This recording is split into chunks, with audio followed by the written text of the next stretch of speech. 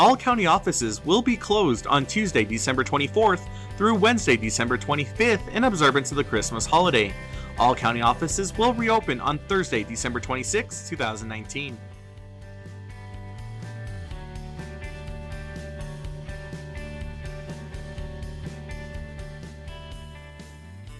Come and celebrate the holiday tradition of lights on the lake at Escalante Park. The lights will be up the entire month of December until January 6th, beginning from 6 p.m. and will be lit up 7 days a week. Follow us on Facebook at El Paso County Parks and Recreation for upcoming special holiday events happening at Lights on the Lake.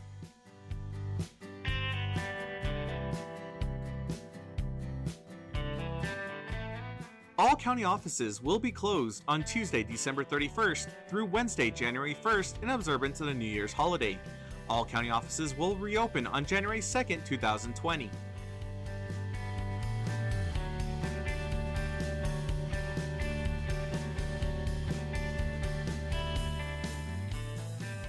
The County of El Paso Public Works Department is offering sandbags at no cost or requirements to the public. The sandbags are outside of the facilities and are available 24 hours a day. The location of the county facilities are the following: the Road and Bridge Fabens Warehouse, located at 1331 North Fabens Street in Fabens, Texas, 79838. The Road and Bridge Canutillo Warehouse, located at 191 Canutillo Avenue in Canutillo, Texas, 79835.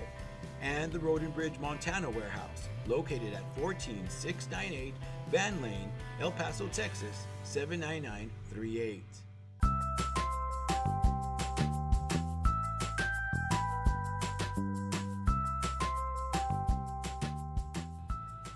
Don't wait in line, pay online. Visit the Financial Recovery Division website at http://www.epcounty.com/budget/financialrecovery.htm to make your payments online or find out more about our kiosk locations. We now accept payments on misdemeanor, felony, and justice of the peace cases.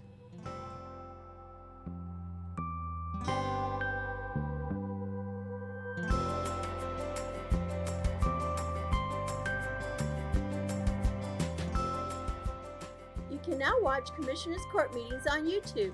Go to youtube.com and search for El Paso County Commissioners or El Paso County, Texas. Subscribe to our channels to see our latest videos.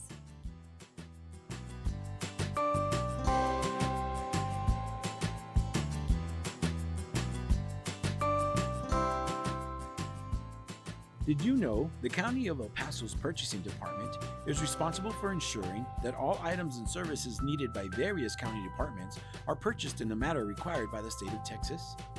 Whether through formal sealed bids or smaller dollar quotations, the county purchasing team is dedicated to finding the best contracting return on your taxpayer dollars. Additionally, the Purchasing Department is responsible for the tracking of inventory within the county and properly disposing surplus through public auctions. For questions about how to become a vendor and compete for county contracts, or to learn more about public auctions, please contact us at telephone number 915-546-2048.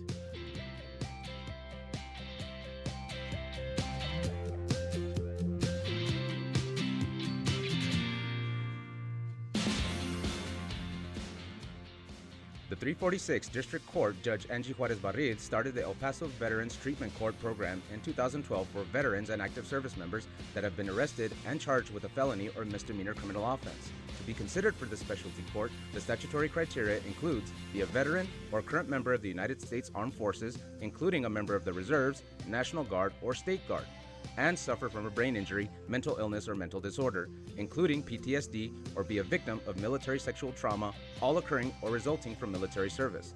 Call Sylvia Serna, Veterans Program Director, at 915-546-2119, or email her at sserna@epcounty.com for any information.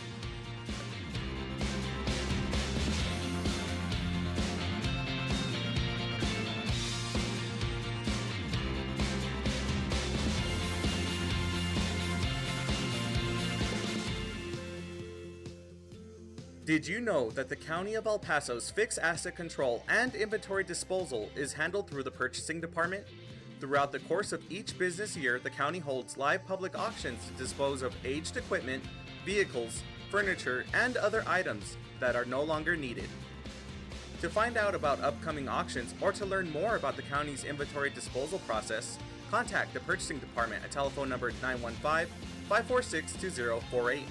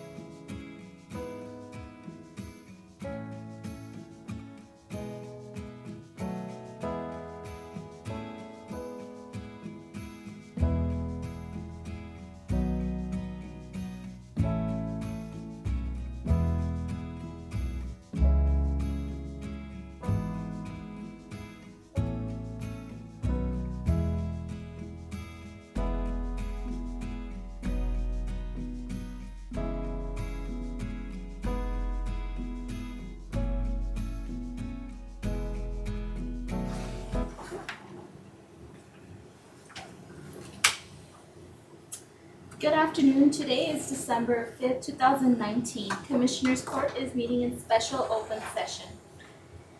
We'd like to go ahead and move into item number 4, executive session at this time.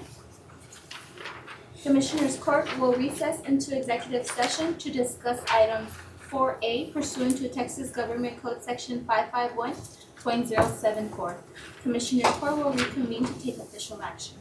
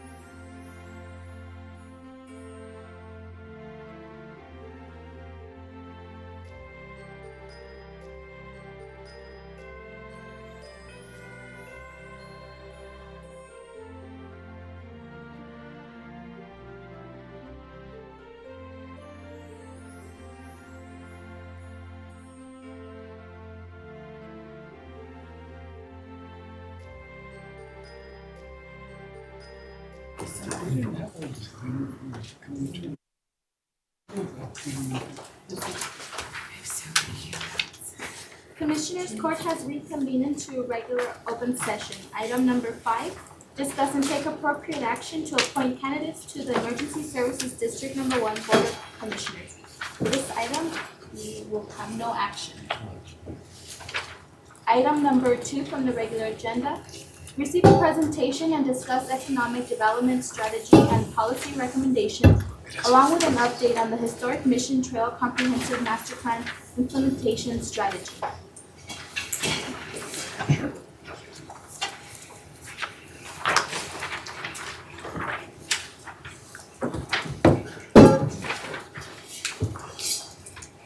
I guess, yeah. Thank you. Thank you. Oh my goodness, I'm trying to do full screen. Judge, Commissioners, while we're waiting, I'm bringing up the presentations. First, we want to thank you all for allowing us to have this special meeting for this topic.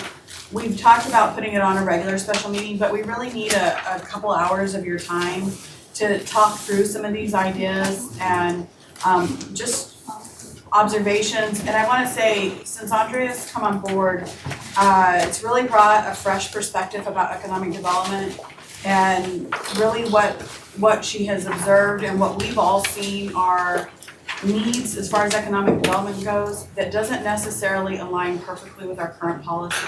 So we want to discuss some concepts and ideas with you all to see what your thoughts are so that we can bring something back that more models and aligns with those beliefs and practices. Will you be sort of debriefing them on our discussions with the mayor and Tommy and how that sort of? This is exactly very similar. Okay. What we're bringing is what we've been talking about as far as what the county's role is and what the community needs to attract future development. Thank you.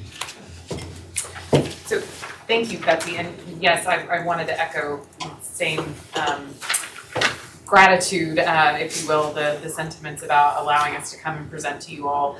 So as you know, I've been here for about 4 months, and so I've had quite a bit of time to meet with members of the community and do some research and also listen to the feedback that you all have provided, not only when we've made other presentations to you at the dais, but also, you know, in one-on-one meetings or just in passing. So hopefully all of that information is reflected today. So, and I also understand that we don't want to be here all afternoon, so I will try and be as efficient as possible. So today, just kind of as an overview, we're going to go over the feedback that we have received, and then also some of the research that we've conducted based on the feedback that we've received, not only over the past year, but also at the meeting in July.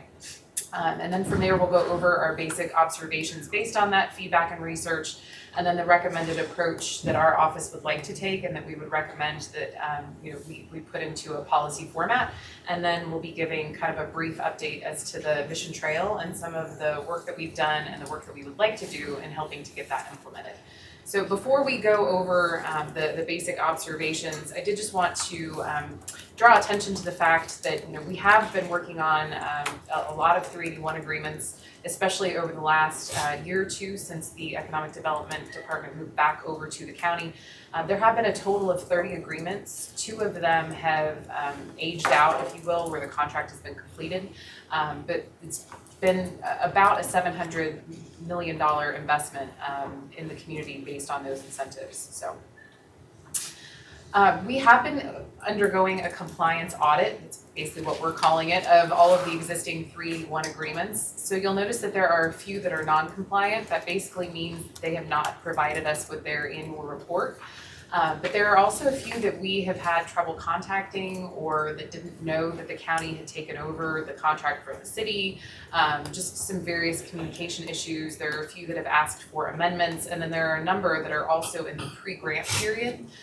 Specifically, that means that the time that the project was awarded a 381 grant, that either the project is not finished yet or they haven't moved in, something along those lines. So, but we will be coming back to you with a more in-depth overview as to each one of those projects, kind of where they are now, who's in compliance, and if not, why, and so on. So based on the meeting that we had at the end of July that you all were kind enough to invite me to when I was not yet a county employee, I did listen quite a bit because, I was going to be taking on this role. And so this is basically the takeaway that I took from that meeting, that we needed a more flexible incentives policy, that the commission was extremely concerned about adherence to wage requirements. The desire to see outside the box programs and incentives, I continue to hear that from you all when we make presentations. And that a lot of the commissioners would like to see us only use incentives when and how they're needed. And then also working strategically to increase the commercial property tax rebate or property tax base, and then developing a plan for the mission trail. So hopefully we've taken all of that feedback into account today and can put that into our future policies. So we did look at some national policies from around the country. We looked at other communities' incentive policies. We looked at economic development agencies at the federal and state level. And so we came up with some best practices, if you will, based on not only what they're doing that's working, but based on what we heard you say. So one of the things that we heard from that feedback was that a flexible incentive policy is not only something that you all are interested in, but quite frankly, it works. And so when we look at what a flexible incentive policy is, it does not put too many parameters around what projects can and should be incentivized. It really allows the court to take the feedback from not only the company that's asking for the incentive, but from the professional staff in your economic development office to make recommendations as to what an incentive should look like. When we look at ensuring wage growth within the county, one of the big things that we've not only found at the national level, but if you remember Layla from Workforce Development, Layla Melendez, when she came and gave her presentation, she really pointed out the fact that productivity in the county was low and that was tied pretty closely to wages. And if you remember, we had a pretty in-depth discussion about that and what productivity meant. But one of the things that we're finding across the country that local governments specifically are having success with is making very targeted public investments in education, infrastructure, transportation, and then specifically supply chain gaps. And I know that was also one of the things that Layla touched on as well. Andrea, Yes. Could you remind us, how does she link productivity? How was she able to? So it's linked specifically to wages. The more productive that a community is, and when we say productive, we mean based on like the output, right? So the output of goods and services that the community is producing, that is directly linked to wage growth. So the more exports that a community can produce and the more products that a community can produce, the higher the wages generally are. So El Paso is known for being a service community, and so that is one of the things that is kind of negatively impacting our wages. Right. So when we look at various creative programs and incentives, and when we heard you as a commission say that you wanted us to, identify ways that you could be more creative with your various incentives, creative incentives are really, again, targeted, right? So when we say creative, talking to a company about what it is that they need to be successful to come here does not always mean a property tax rebate or a property tax incentive. Sometimes it could be the purchase of equipment. Sometimes it could be public infrastructure. But really the overall vision of the county is much more likely to come to fruition when you allow us to kind of take into consideration your goals when we're providing a company with feedback on how we can be creative about incentivizing them. So when should we use incentives? I know that this is a question that I hear a lot from you all as commissioners. We talk about return on investment a lot. We talk about whether or not a project actually needs an incentive. And so one of the things that we found through a lot of our research was that most companies do not make their determination on where they are going to move to or be headquartered in or expand in based on incentives alone. It's usually a package deal. I think we found that from several of the most recent projects that we've worked on that the companies really want to come here and get to know the community, get to know you all as commissioners, drive around El Paso, see what we have to offer. But in all cases, incentives are not always needed at the level that they're being requested or the level that they're being given, because the way that our incentive policy is currently written, it's very much a if you do this, then you get this type policy, right? So if somebody comes and they meet tier 4 of our incentive policy and they invest $200,000 or $200 million, then they automatically get X, Y, and Z. And sometimes automatically is not always the best or most efficient way to go. So one of the things that we really want to talk about is implementing a but-for approach to incentives. So when we consider a but-for approach, it is a question as to whether or not a project would happen but for the incentive. So when we discuss property tax increases and commercial property tax, and we are determining whether or not a project is a good fit for our community, we have to ask ourselves if there is a need for the incentive, not only in the term of, would it matter if the company moved here, but also looking at, sometimes it's a matter of, could the company get financing, right? So if that's the case, a property tax incentive is not always the best way to go. And so we'll get into a couple of different examples here in a minute, but just keep that but-for kind of approach in the back of your mind as we go through some of these things. And last but not least, since we are going to be talking about the Mission Trail Implementation Plan, I really wanted to make it very clear to the Commission that we are working very hard to ensure that that plan is implemented. Through some of our research, when we were identifying ways to implement some of the recommendations that were in the plan, we came across some very interesting statistics that I think are very indicative as to why sometimes the public doesn't always want to see more plans put on a shelf, or they're sometimes concerned that plans get put on a shelf. And so we've found, for the most part, that not budgeting appropriately for implementation of the plan is an issue. And then we've also found that not actually having a strategy for implementation is a big issue. So having a strategy and then coming to you all for future funding now versus 5 years from now is something that we're taking very seriously. And I think you'll see that when Valerie goes through some of the timelines of the implementation. Hopefully the fact that we do have a strategy and we do have a plan, and we will more than likely be asking for money, because really in order to be getting this project off the ground, I think it's going to take our office and the commission to really push it forward. Otherwise, I think we could end up being a statistic, and I don't think any of us want Which is that. exactly what's happened to us in the past. We've done these plans and then they don't go anywhere. We've done these plans since at least the 90s, the Mission Trail one, and it doesn't go anywhere because we don't take the lead. Yeah, and then the next time you introduce something to a community, they have no trust or faith it's gonna happen, so they don't engage in supporting it. Very true.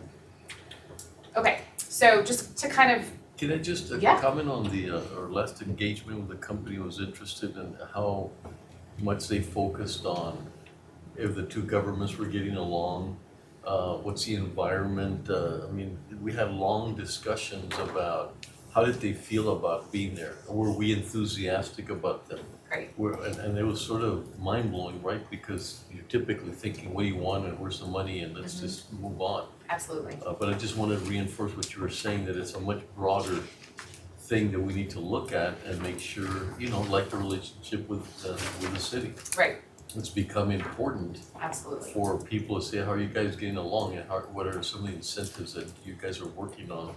Or initiatives, not incentives. So that was a little different and very successful outcome. Absolutely, and we will touch on strategic partnerships toward the end of the presentation, kind of how that is going to be a crucial piece really of making sure that not only we're able to implement all of the Commission's goals, but also to kind of stretch the existing dollars that we have and certainly be empowered. Okay, so just kind of as an overview of, again, some of the research that we have conducted and the feedback that we have received, both, at the local level and with local businesses, and then even things that I've heard you all say. When we look at our current economic incentive tools, they are limited in how creative they can get. Generally speaking, the tools that we have right now are a property tax rebate, or we can give training dollars out of the impact fund. Some of our incentives have proven to either be minimal or to have no impact at all. And I will say that that's been indicative of a few of the companies who've actually received a 381 grant contract but have not actually come forward ever for a request for rebate, which does make you question as to whether or not that incentive was actually needed. They are a bit reactive in nature. So currently, the way that we have been doing a lot of our incentives is that we have been using the wonderful partners that we have at Borderplex and or the city to bring us projects, but our incentive tools, the way that they are, do not allow our staff to go out and say, you know, hey, business X, you are an important part of our supply chain in El Paso, and because of that, our commission has indicated that we would be willing to do X, Y, and Z to get you to come here. So it doesn't allow us to be very targeted in our approach. It's very much, you know, if you come here, we might give you a tax incentive if you do this. There's a lot of stipulations and boxes that are in place that make it so that our office is really just being reactive when people come versus being proactive. And the incentives are not technically right now tailored to the user or the project. So we'll get into some examples here in a moment, but tailoring incentives to the actual project actually can not only be a cost savings measure for the county, but it can also help some of the businesses who really need incentives to spur future development. So I just wanted to go through kind of an example for you all. We found this really amazing site on Pew Research. I don't know if you guys are all familiar with Pew Research, but basically what they are allowing you to do is to go in and look at your current economic conditions or your current economic incentives and look at a $100 million investment, what something like that would look like with our current incentives. So I want you to pay very close attention to a couple of particulars. One of them is whether or not you pay an incentive out over years versus cash up front, whether or not the particular company is exporting goods versus all of them being, you know, internal, so on and so forth. So I'm actually going to log onto this website so that you can kind of see this, but it is pretty staggering. So the way that it's currently set up, we're in the negative by about $106 million. And I actually do have a breakdown as to how these numbers are determined. So I don't know if you guys want to take this back with you, but that way there's a kind of an explanation as to what each of the pieces are. So this is our current economic incentive policy. It basically puts us in the negative on a cash incentive for an economic development incentive. So if you go in and you reset everything and start back at the very, very beginning, and we look at the approach that we are suggesting the commission should take. So what we are not suggesting is that we look at tax increases and you know, across the board spending cuts and things like that to make our investment. What we're actually, and I'm sorry, I need to, how do I increase it just a little bit? Okay, here we go. Okay, so we were taking the approach that if you all were to look at how you would fund economic development in the future, we're basically saying that there needs to be spending cuts to everything excluding education. Okay, so that automatically causes our bottom line to go up. So if you were to look at products being sold outside of the area, this goes directly back to our productivity. And then whether or not the incentive targets high impact companies, we're gonna leave that at sometimes, because sometimes the high impact companies you know, are local and they're not always, the companies that we're incenting could be local, which would not be seen as high impact. So we're gonna leave that at sometimes. When we look at targets for the company being locally owned, we're actually gonna change this to yes, because I want that to be extremely clear to you all how big of an impact targeting local business retention and expansion programs can be versus the attraction of outside companies. So we're gonna go back to the no, and then we're gonna go back to the yes. And like I said, I did pass out a breakdown of, so you can see how each one of these things are measured. But I just think that when we look at the net effect, property value, all of those things, it increases when we look at incentivizing local companies. So when do businesses receive the incentives? So we're gonna leave this in the middle where we say most upfront, some in later years. But I want you to take a look at when we make it uniform payments only over time, which is how our current incentive policy is. It decreased by more than half the return on the investment. Which really speaks to the economic impact fund It and what does. the intent of it is. Absolutely, Upfront helping. absolutely. Okay, so when we look at, the program offering customized business programs and things like that versus all of it being in the form of a tax credit, we're gonna change this to yes. This goes back to the targeted form. And if you see, this is like the biggest impact right here. So again, going back to what does the business need versus just a blanketed policy of property taxes and, maybe the occasional training dollar. Okay, so I think our economic conditions are pretty average and our housing supply is pretty average. So at the end of the day, when you look at where we started at a negative number and now we have quadrupled our return on investment. Now this isn't gonna be the same, for every single project, and there may be some projects that, we do end up not necessarily making a net gain from the start. But I think it's indicative of the fact that there are some more targeted approaches that we can take to our economic incentive policy to really provide a greater return on investment for the taxpayer's dollar. So, going back to the presentation. Okay. Are there any questions at this point? Yeah. All right, so the recommended approach that we are making to you all is that we take a more proactive approach when it comes to our incentive. Creating things that are tailored not only to specific industries, but also to specific locations and goals. So specific industries, we all know that there's certain, like medical supply companies and aerospace and things like that, that we have all identified as being attractive for the area. But taking a location-based approach is not something that the commission has a long history of doing. And so, I think that the Mission Trail and then partnerships with each of the communities actually could be something that the commission might want to consider. And then also very, very specific goals. So I know Commissioner Perez talks a lot about raising the commercial property tax rate around the county. And so I think making sure that we're taking proactive approaches will definitely help the commission reach their goals faster. We are also recommending a user-friendly approach, basically aligning our incentive policy for greater impact across business retention and expansion. And then also making it so that it's very easy for small businesses especially to learn how to not only do business in the county, but also what might be available and out there for them. And then we also think that our economic incentives should be used kind of as a deal closer. They should be the thing that makes a company decide that they want to expand here, they want to grow here, they want to move here. They should be the final determining factor and not the first. So we'll go through and talk about a little bit more in depth what each one of those are. But a proactive incentive policy rather than the reactive approach that we have been taking not only allows you to determine where development should occur, but which industries, and then what the goal of giving that incentive to the company is. And I think that that's so incredibly important because it puts you all in the driver's seat.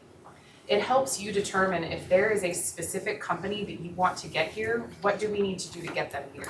If there is a specific type of industry that you all want to see grow, having a proactive incentive policy allows us to put packages together and to really go out and recruit companies. But it also helps us to not necessarily always be the ones getting the deal second, if you will, right? So a user-friendly policy not only breaks down barriers, but it cuts through a lot of the legal and bureaucratic jargon. If we have one business come in, they all come in and they're confused by where they start, what the process is, why they have to go through the city and the county, or really, if they're not tax attorneys, sometimes incentive policies are very, very confusing.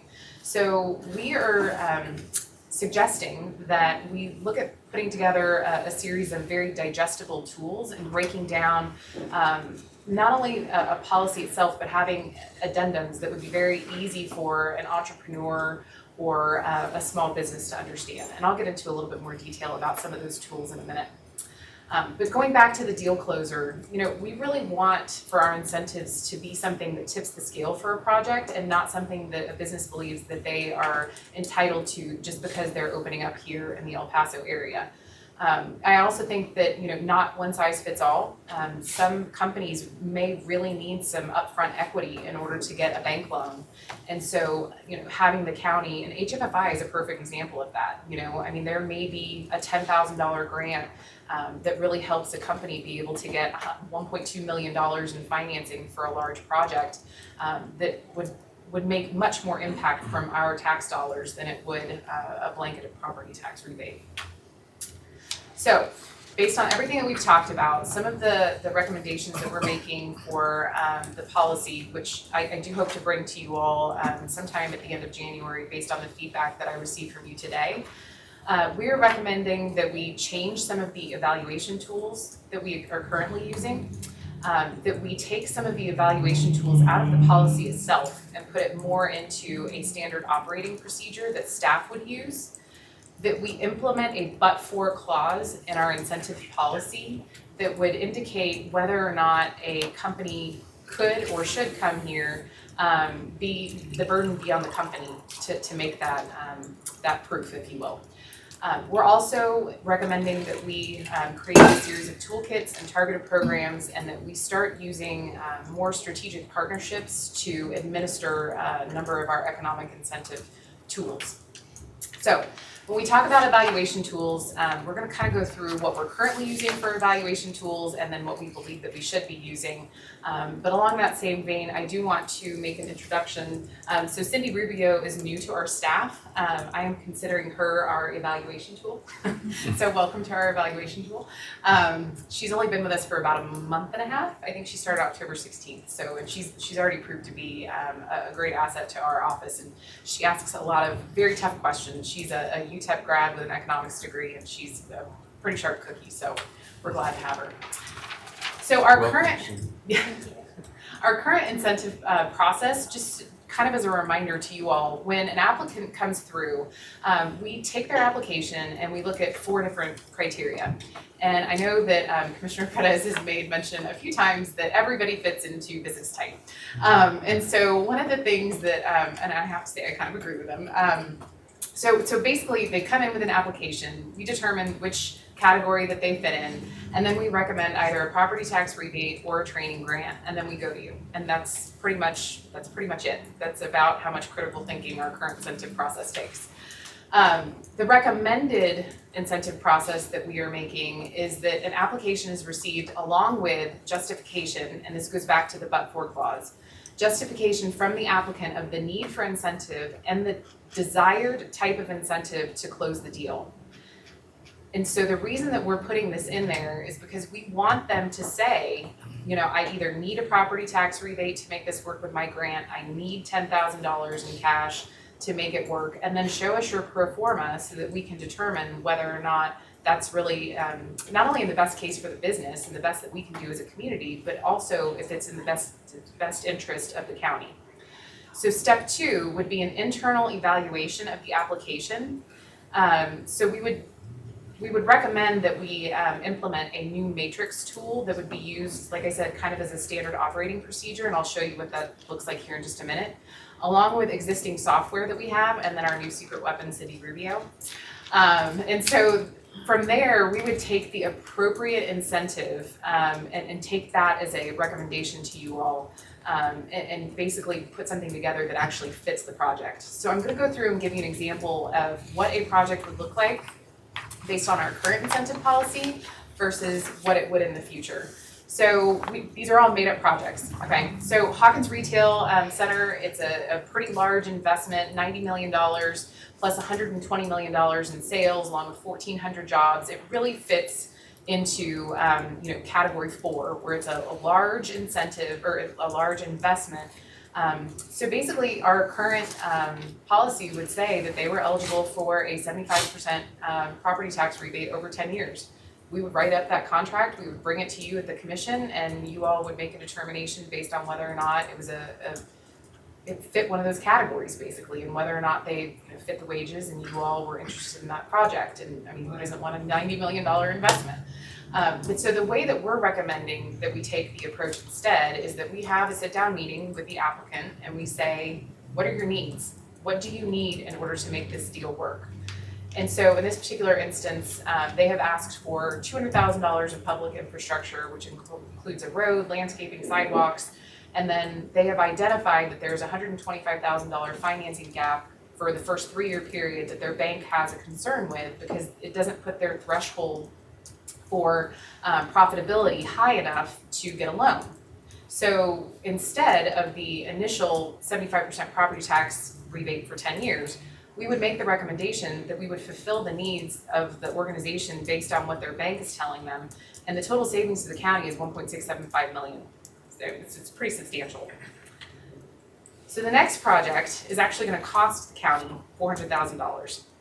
This is a extremely high-end aerospace company. They've just received a major defense contract. They've indicated that they could grow up to $23 million over 10 years, but their current initial investment is pretty small. Their payroll is about $1 million a year. They've indicated that that will grow continually, and we are in competition with the state of Indiana, where the state of Indiana is giving them $880,000 upfront with a 10-year property tax rebate. That's a pretty lofty investment from the state of Indiana. But based on our current property or our current incentive policy, this particular applicant would qualify for about $400,000 in property tax incentives, but it would be over a 10-year period. So I think when we're looking at competing with somebody who's getting upfront cash from another state plus the property tax rebate, it does make us much less competitive. So let's just say that we wanted to at least compete for the project, but we maybe didn't want to give them $880,000 upfront. But they have identified a need for testing equipment that costs about $840,000. So using the matrix that we're going to go through here in a minute, the software, and then economic development staff, our recommendation would be $500,000 upfront in the form of a forgivable loan with stipulations that they would, for an additional $75,000 over a 3-year period and a 50% property tax rebate over 5 years. That would make the total incentive $870,000, which would cost the county $430,000. But one of the things I want you to keep in mind here is that this is an aerospace company with engineering jobs hiring people out of UTEP. One of the things that the commission has indicated that they would be very, very supportive of. And so when you look at the previous, where we're saving $1.6 million, but we're spending $430,000, I think that having a flexible incentive policy allows you as a commission to make that determination much more often. So going back to another just entertainment and retail center and just another kind of indication of our current incentive policy versus the recommendation that we would be making, you can see here again that based on our current evaluation tools, this company would automatically qualify for 90% property tax rebate, and so that would cost the county about $2 million. However, based on what they've indicated from us is that they would only need $120,000 per year to close a financing gap. So our recommendation would be saving the county $1.4 million. So basically what we're trying to show from these examples is that having a one-size-fits-all policy where there's thresholds that a company has to make this to get this, it makes it very much, and I hate to use this word based on current politics, but it's kind of like a quid pro quo, right? Like they make this investment, they get this incentive. And so a lot of companies that come to our office are expecting they get incentives. And it's more of a expectation versus a need. So our recommendation when we talked about the matrix that would allow staff through a standard operating procedure to really take a deep dive into a project, we would basically be putting the commission's previous tiers into a matrix format where companies would get a point system, if you will. Now this would not be part of the policy, this would be part of our research as staff. So it would kind of give you all as a commission some sort of a sense of ease that we've done our homework, right? So they meet a certain threshold for the investment, they meet a certain threshold for the average salary. It's a homegrown local company, so on and so forth. So these are basically the tiers that are in the current incentive policy, taken out of the incentive policy and put in more to standard operating procedures for staff. So the point system would look something like this. So if a capital investment from tier 1, they would get, say, 2 points if they exceeded, so on and so forth, and then we would have a minimum of 6 points necessary to move the project forward. So here's an example of using one of the Project Hawkins from the project before. They would basically meet the qualifications to move forward for us to discuss the incentives. Any questions about that? Concerns? Confusion? No? Okay. All right. So going One back. thing I want to point out on that is, if it didn't meet a score of 6, which we sometimes have some, just a couple times I remember we've brought something forward that like they're, in our opinion, and you all didn't approve them going forward, but they didn't, like they weren't good wages, it wasn't a major investment, it wasn't like meeting a supply chain gap. But we still had to go through the position of bringing them forward, where this would give us some basis to say, okay, commissioners, if they don't meet any of this, why are we spending the time? Yeah. It's almost like we go out for bid and we don't get a good bid, but we still bring it to you. It doesn't seem to make sense to us. Well, right, and this honestly takes into account all of the various things that you all, I mean, that's a really good point, Betsy, that you all indicate are important to you. So it takes kind of a combination of, location, wages, investment, so on. So yeah, that's a great point. And we'd all have to be close to agreeing, because you don't want to eliminate someone and someone on the court does have preference for that. Right. So we have to have these, prior discussions as to what we agree and don't agree on. Right. So one of the other recommendations that we're making is the addition of a but-for clause. So one of the things that we have talked to Borderplex about, and then we have also talked to some of the just other various various community partners with here, is that they have encouraged us to not stray too far from one another's incentive policies. They've indicated that it's very confusing for applicants. And so I don't necessarily have a problem with that, but there are certain things that I have heard the commission say over and over again are very important to you all, that I would make a recommendation that we would include in our incentive policy. And so this isn't ready yet for public consumption when it comes to a full-on presentation, but I'm just going to give you an example of what a but-for policy might include. So it would basically require that any party that is submitting for an application provide us with a copy of their pro forma, which is basically anything that a company would need to go to a bank. So anybody who's in business should know what a pro forma is, but it shows us what their expected profit is, what their investment is, and then helps to identify any type of gap. So Cindy was looking through a project just the other day that is potentially a new application where there was $1 million difference based on what they had on their pro forma and what they were telling us that they needed. So there's some things where it's just it really is in the county's best interest to say, we want to know for sure that this investment would not occur but for the incentive. Now, that doesn't mean that a company can't say, well, we don't want to move there but for the incentive because we're Amazon, right? Or because we're competing with 10 other companies or cities or counties. The big thing is it requires them to show that it's necessary.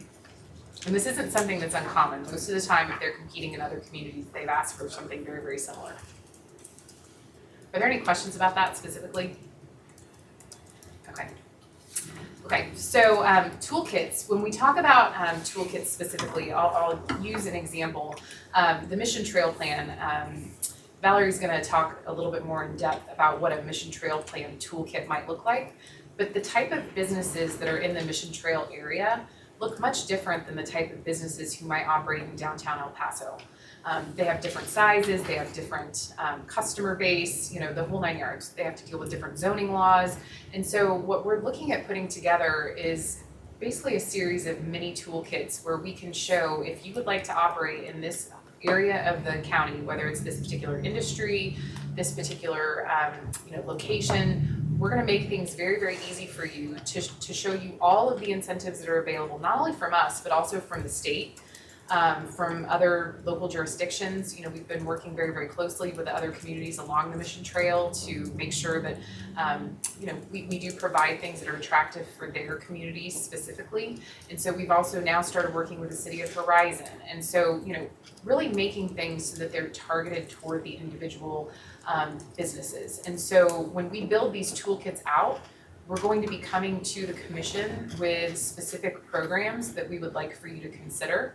And so again, we'll get a little bit more into this for the Mission Trail area, but I'm going to use Horizon City as an example.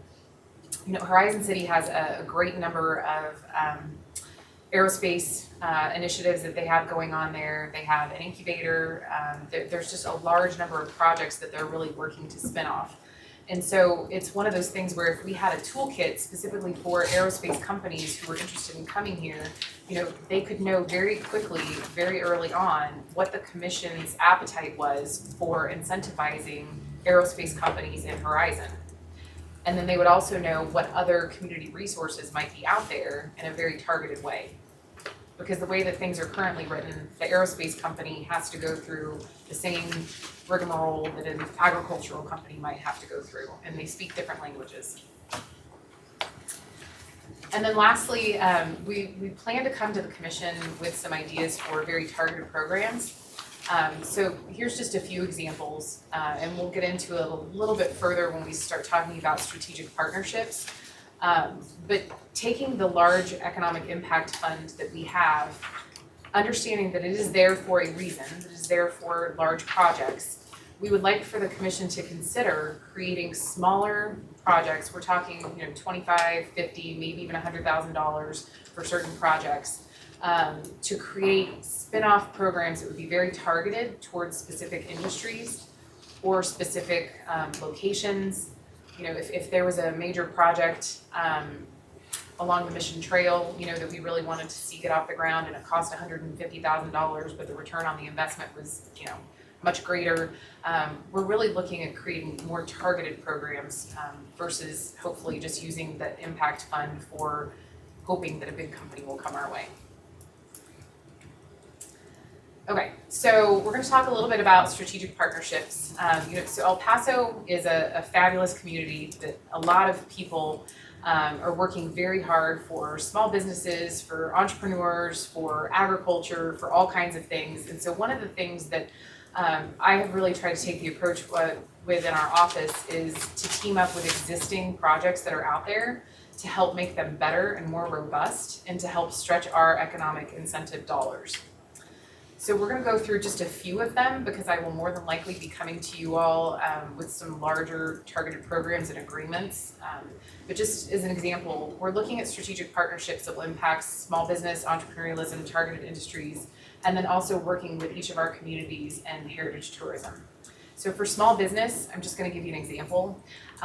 We could work with one of our local chambers of commerce to conduct a series of roundtable sessions that would be very, very specific to a particular industry, find out where their gaps in supply chains are, find out where their gaps in financing or infrastructure or equipment needs are, and then come back to you all with very specific requests on how we could help make each one of those industries more robust. And by partnering with a local chamber of commerce, we're not only using their Rolodex and their staff and their facilities and their manpower, we're also using another community partner, and we're getting things done much quicker rather than waiting on our small staff to take care of things that, we'll have to get in line. Another example for something that we could do for small businesses, we're looking at creating a targeted small business program along the Mission Trail area.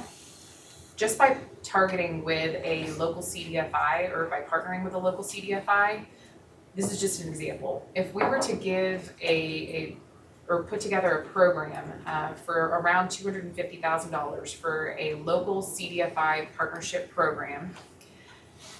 The CDFIs that are in existence right now in the county of El Paso, they average a $23,000 loan amount.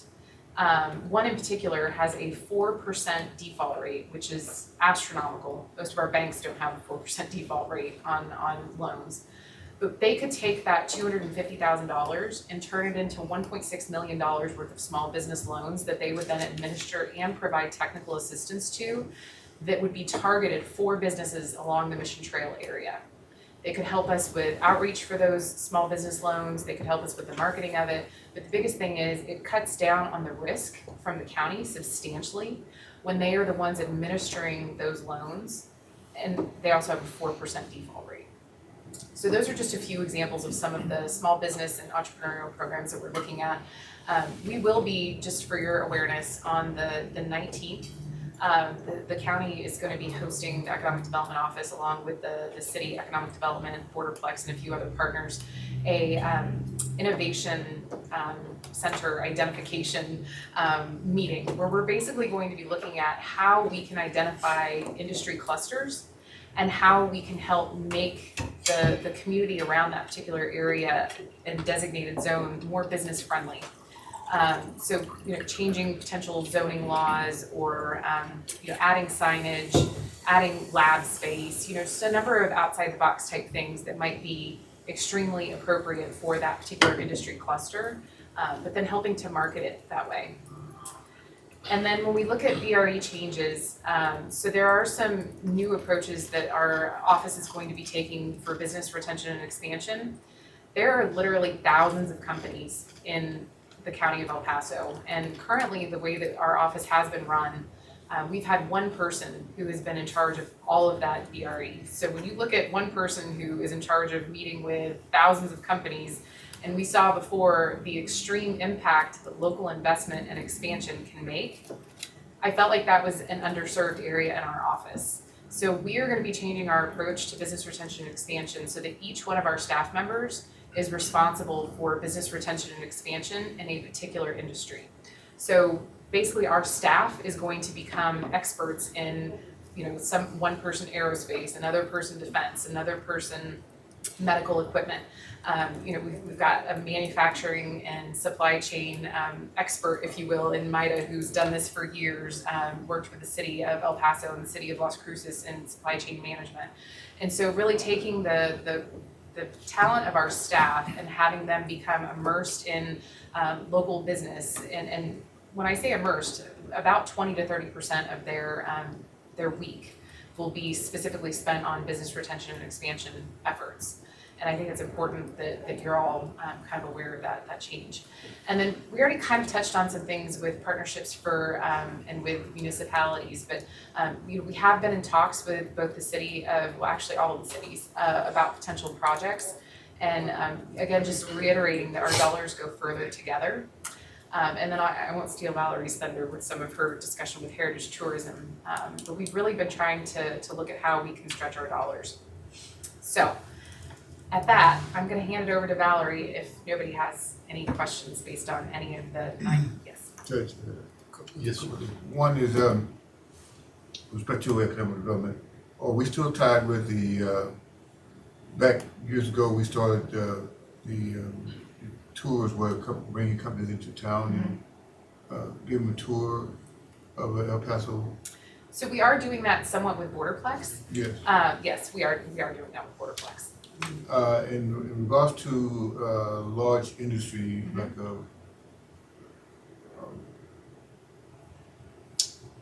what trying to think, plant for building cars. We dedicated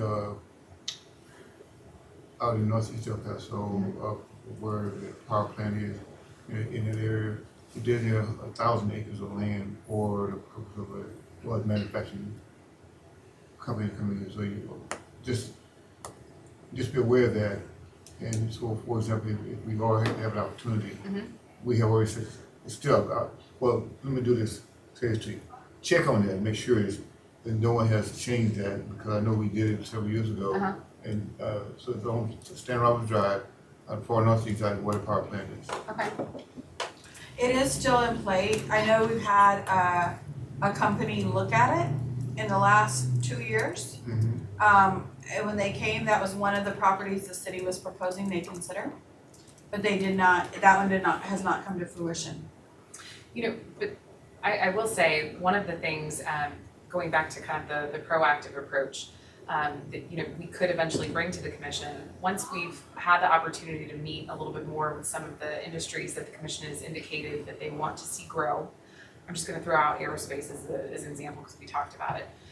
If we found a company, I'll use Lockheed Martin because they're already here, but like, let's say that we found the next Lockheed Martin, and they said, look, we need a 1.2 million square foot facility, and, you know, here's the infrastructure that we need around it. Knowing that that land exists, you know, we could look at the potential of using industrial revenue bonds and public infrastructure as a form of incentives. So when it comes to industrial revenue bonds, you know, the business is still paying for their building. It's just at a greatly reduced interest rate. And then, you know, because of the bonding authority of the county, there's also some risk taken out from the bank and their ability to get a loan. But that right there is kind of an example. Industrial revenue bonds and public infrastructure is not a property tax rebate. So it's a much different approach to getting companies to look at the El Paso County area. Andrea, just a quick comment on, will you be formalizing being a resource?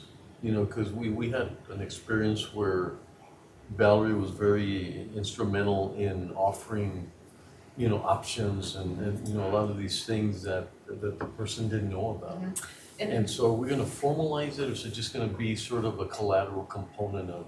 No. So the very last slide, hopefully I'll put together a little bit of a timeline and wrap all of this up for you all. But the goal is that we bring back the economic incentive policy with all of the recommendations and the input that you all provide today sometime toward the end of January. Once we get the economic incentive policy in place, we're going to start working on building out the toolkits.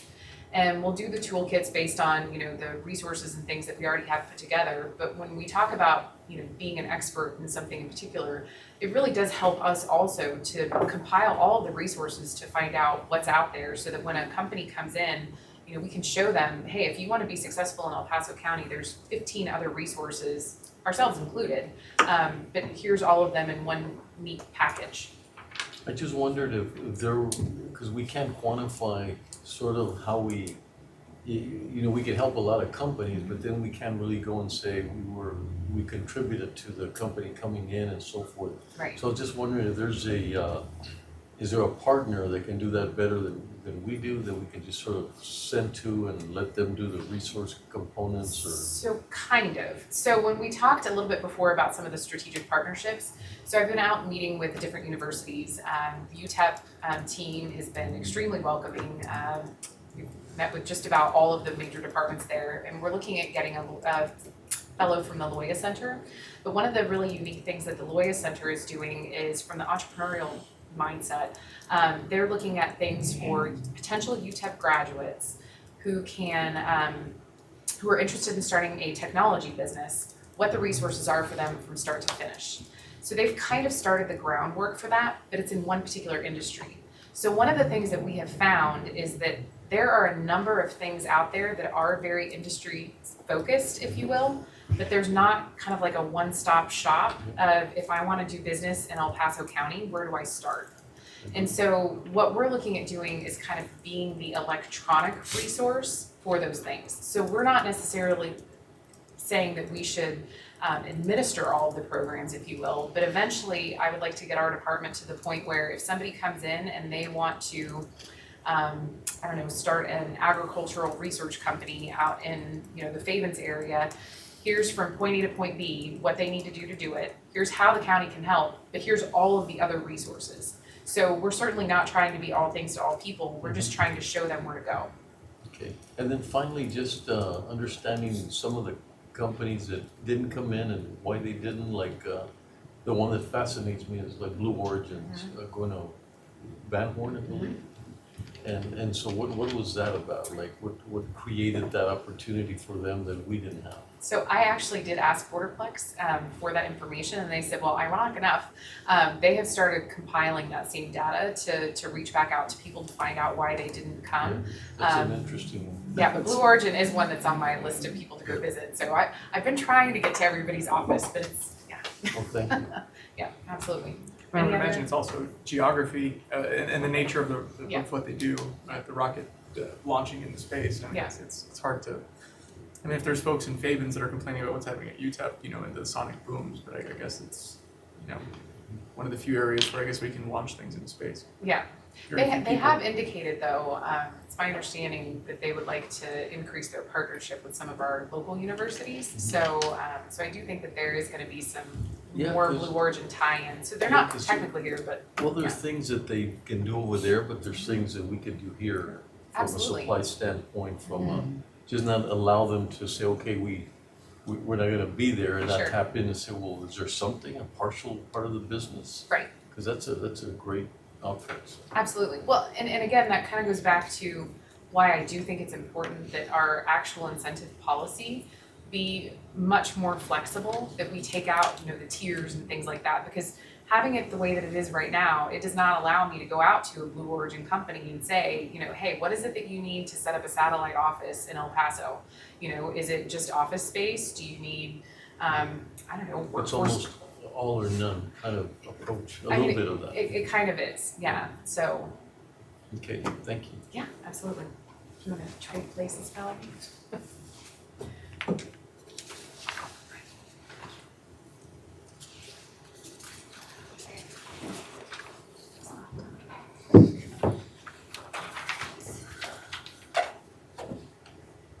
Good afternoon. Afternoon. We're going to be taking a little walk through 5 of the different categories that we've identified through the Mission Trail Comprehensive Master Plan as being key sectors that have the most promising immediate prosperous future. And that includes the reestablishment of sustainable agriculture, production, and distribution. Of course, heritage tourism through creative placemaking, beautification projects using public art, and in the creation of additional destinations, and then of course increasing our event portfolio. You'll notice 2 key strategies within the business development and entrepreneurship of the Mission Trail Comprehensive Master Plan, and that has to do with workforce development and small business development, as already mentioned. And then there's the community development and infrastructure category, which includes a lot of the more large-scale projects, like traffic mitigation, safety issues, and then of course functional recreation through connectivity of our trail systems. And then lastly, but not least, historic preservation. There's a lot of potential for adaptive reuse throughout the Mission Valley, a lot of room for restoration of some of our historic adobe structures, and quite an extensive amount of historic sites that are certainly worthy of federal and state designations. We're going to go ahead and go into some of the nuts and bolts of each of these 5 categories. You'll notice common themes, starting with the action items that we want to take on, followed by training and support, policy development recommendations, the toolkits that Andrea mentioned, and then you'll see that there's a marketing and promotion aspect of each of the different categories, and then impact measurement and evaluation. So for the category of agriculture, we're going to start off by having a food action roundtable in a couple of weeks. We've invited all the different key players in food production, not only those that are currently growing, but also from our universities like Texas A&M. And the purpose of that is for us to be able to identify opportunities for partnership, and also to discuss our best foot forward in carrying out these different projects. As far as training and support, currently I'm serving on the Texas A&M Prairie View campus's Project Action Council, and they've identified youth entrepreneurship and small business development as some of their key initiatives, and coincidentally agriculture and tourism are their targeted industries. So I'll be helping them to develop curriculum within those categories so that they can take those training initiatives and run with them throughout the different communities that they serve in the Mission Valley. As far as policy recommendations, we want to make sure that the Mission Trail has food-friendly, agriculture-friendly, and food safety policies. And namely, that will be with the development of an urban food code, which I'll get into much more detail in a few slides.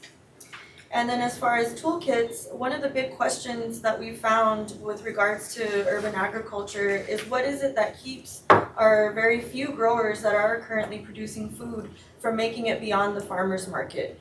And the answer to that, the most obvious solution that I can find is the lack of infrastructure from an agriculture perspective. They lack in equipment for sanitizing, they lack in equipment for manufacturing from raw material towards packaging and preparing for the grocery store. So there's definitely a strong industry with terms to direct-to-consumer sales, but looking past that to exporting throughout the different communities versus just the farmer's market, and eventually in exporting throughout the United States. So we're big in the production, but then we're not our own distributors of the product. Is that what you're? There's growers out there, but they lack in the equipment, which is very costly, to be able to take it to the next step of sanitizing and preparing food for, say, a grocery store. Which is why you see local food, a small amount of local foods at a farmer's market, but why do we not have our local foods in the grocery store for everybody to access outside of just a Saturday morning? Mm-hmm. So one possibility would be to attract people that can do that.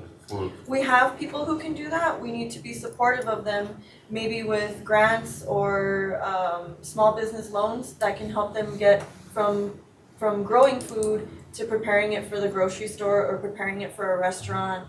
But we do have that, because that's something I didn't understand. I thought we were completely lacking that component. We lack in commercial kitchens.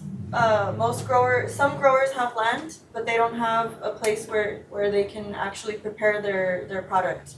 Okay. So commercial kitchens and small business development centers, equipment grants are solutions that can help fill in those gaps between growing to production to distribution and eventually exporting. Yes, so I was saying that maybe one is not necessarily that they do it, but that you would attract industries that do that for them, but that would do it locally instead of somewhere that would be interested in the processing of the food and so forth. That's what I meant. We have industries and small businesses that can do that. We'll get into some of the training programs that we'll recommend for preparing the workforce. But in this case, the Mission Trail has recommended that local businesses are what tourists are looking for. And so I'm not sure we're quite at the point yet for attracting outside industries. When we get into the urban food code and seed production, there's room for that at that point, but we're not quite there yet. Judge, I would say we have been talking to El Pasoans Fighting Hunger about a number of different programs, and one of the things that they're looking at doing is adding a meat processing facility where a USDA representative would have to be present full time. One of the things that we have been exploring, and this kind of goes back to what she's talking about as far as exploration of what's already kind of existing locally, we could add through either grant or something like maybe a low interest loan or something like that, some support so that they could also add a food processing facility for local agriculture as well. So there are some small things that are out there, but there's an opportunity to make things larger, especially if we're going to make agriculture kind of a key point in the lower valley. And just to clarify, I wasn't saying that it would have to be somebody from the outside coming in, but there'd be local interest in getting into that industry of distribution and processing and so forth. A perfect example, Judge. So there, believe it or not, there are actually agriculture industries within meat. There's goat and sheep farming. There's cattle ranching on both ends of the county. However, what's happening is that they're taking their livestock and sending it off to Phoenix to get processed. If we had a USDA inspector on site 5 days a week, 40 hours, that we wouldn't have to.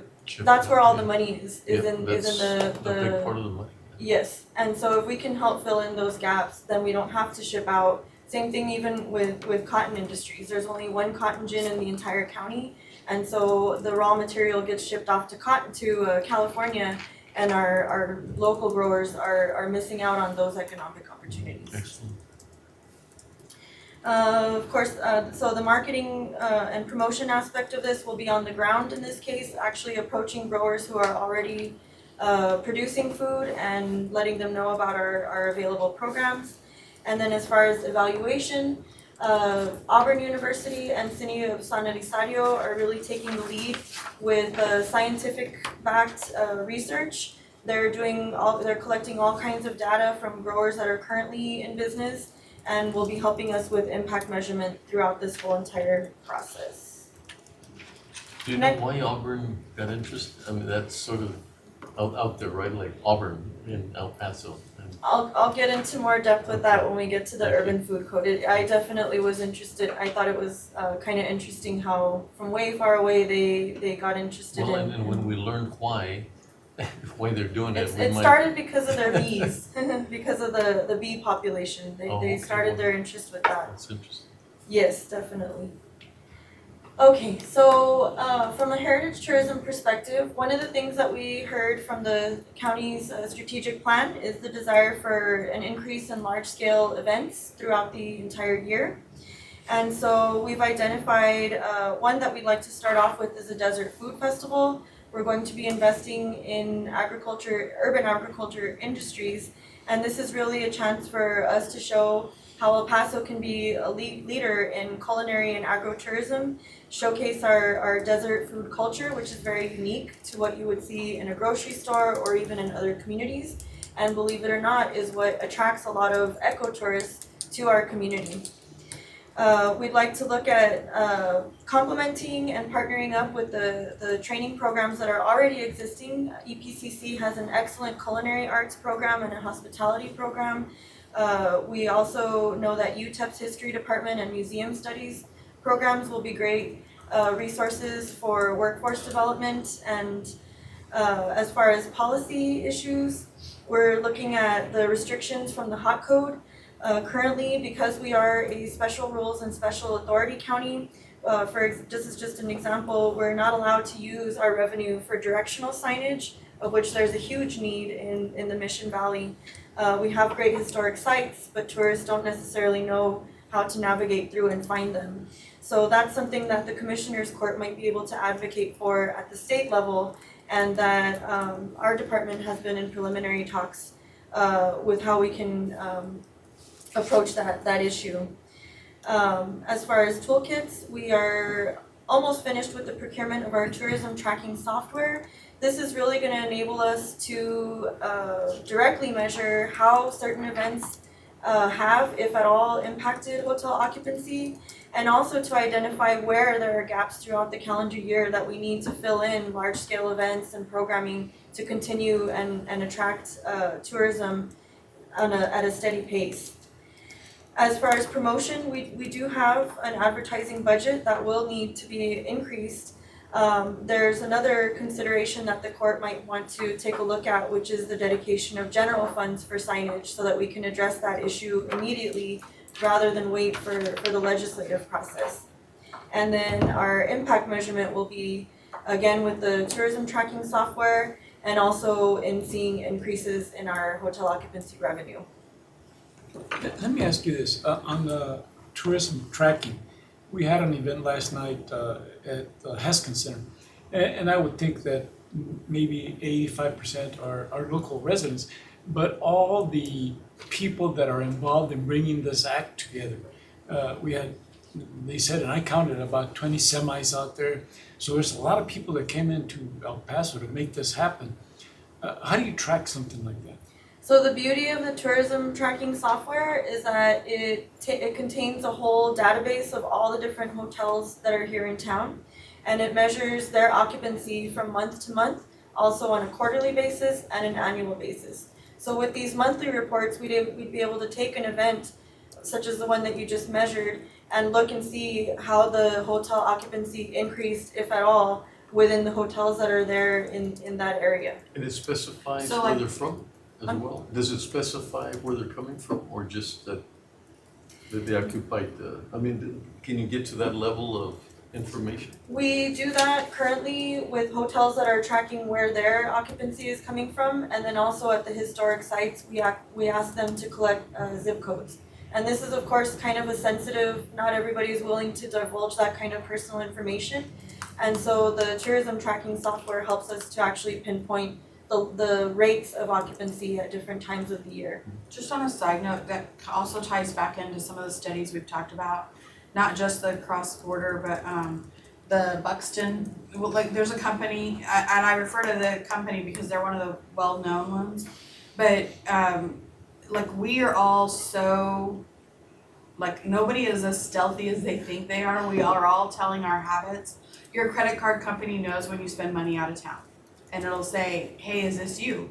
Well, there's companies that actually collect and mine that data and could tell us who's spending money in our community from where and what kind of money. You know, I know my bank, my credit card tells me you spent, $200 on eating out this month or whatever it is. And That's it? Yeah, right. It's an example. I'm trying to eat at home more. But that's an example of, like, that data is out there and there are companies that mine it. It's not necessarily this tracking software to do that in that great of detail, but that there is information out there too that could help us with that. And, another question is, a group like yesterday's at Haskins, and another group that comes into the Coliseum that attracts a different group of people, and where do they stay? And is there a way to measure all that? We are asking I'll give an example with the Hot Event Grant Fund. We ask for the applicants to provide evidence of partnership with the hotels, namely through printouts of room blocks that have been organized as part of the event. Tom Lehman has produced that data for us before. The San Elizario Historic Conference, they always provide data of which hotels they're going to be staying at. And then afterwards, we're able to use those same room blocks and ask the hotels to show us, okay, what were the actual sales? So that's another way that we can measure whether it actually had an impact. So going back to Betsy's comment about the other company, one of the things that we can do eventually when we start advertising, if we were to say put together a really big advertising campaign, like say in Albuquerque, we could set up a parameter around Albuquerque and we could see how many visitors started coming based on the parameter that we set up, right? So based on the cell phone tracking, you can see how many people are coming, and then we could identify whether or not an advertising campaign is actually working and bringing in people from that particular location. But you would have to set up the parameter before they came for the event. I will tell you that we talked to Destination El Paso to kind of get a feel for what different products that we could partner together on so that we're not spending money on the same tools. And they have indicated that when they do a large scale event and they look at destination tourism, like where people are coming from, that it costs about $50,000 per event. So it's pretty expensive. So that's kind of, we're trying to look at software that might not get us such granular detail, but that will kind of give us an overall idea. So when Valerie talks about which particular events are causing more heads and beds, we may not necessarily be able to tell exactly where they're coming from. But once we start spending a little bit more money on advertising campaigns, we'll start looking at some different measurement tools so that we can see where people are coming from and whether or not that increase is substantial. And then it's no longer a narrative, because I met with the motel hotel, and there was a discussion we had as to what happens at the Coliseum where they benefit. Which are those particular activities? Right. And it was more of a narrative. They thought this, they thought that. Then they said, Escárate, when we have an event, there's certain that their rooms fill out, and there's certain that it's more of a local kind of. But just getting to more specific, as Commissioner Leon is saying, we're data that we can follow and track. Another example too, we could put a parameter around the Coliseum and look at it for a 2-week period and see where the people who are going to the Coliseum are going when they leave. So we couldn't see where they were coming from necessarily, but I assume they're probably going back to where they came from whenever they leave. So we could look at things like that. Great data. Yeah. From a marketing and advertising perspective, also along the lines of the geofencing, Spectrum, who we made the 2-minute video and the Mission Trail 30-second video with, they do geofencing in different areas targeted when a large-scale event is taking place, and they're able to measure by the number of clicks that they receive where the audience was coming from. And it doesn't necessarily tell us that they're guaranteed going to come and stay in our hotels, but it can tell us where we're lacking in reach and where we might need to focus some of our marketing and advertising efforts as a means of attracting different communities to come and consume in our community. Okay, so that's heritage tourism.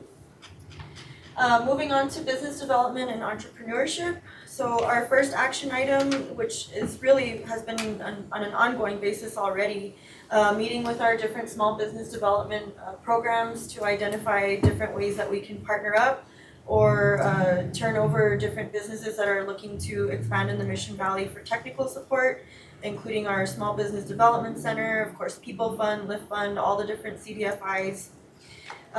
With regards to training, the Tigua Business Center has been in partnership with Texas A&M and offers business support throughout the Mission Valley, from business development to marketing once it's off the ground. And of course, they're also focusing on agriculture and tourism. And one of the neat aspects of those initiatives is that they're also looking at the feeder patterns, just like we are, with getting the high schools and middle schools involved, so that workforce development is already looking at the tourism and agriculture industries from an educational standpoint.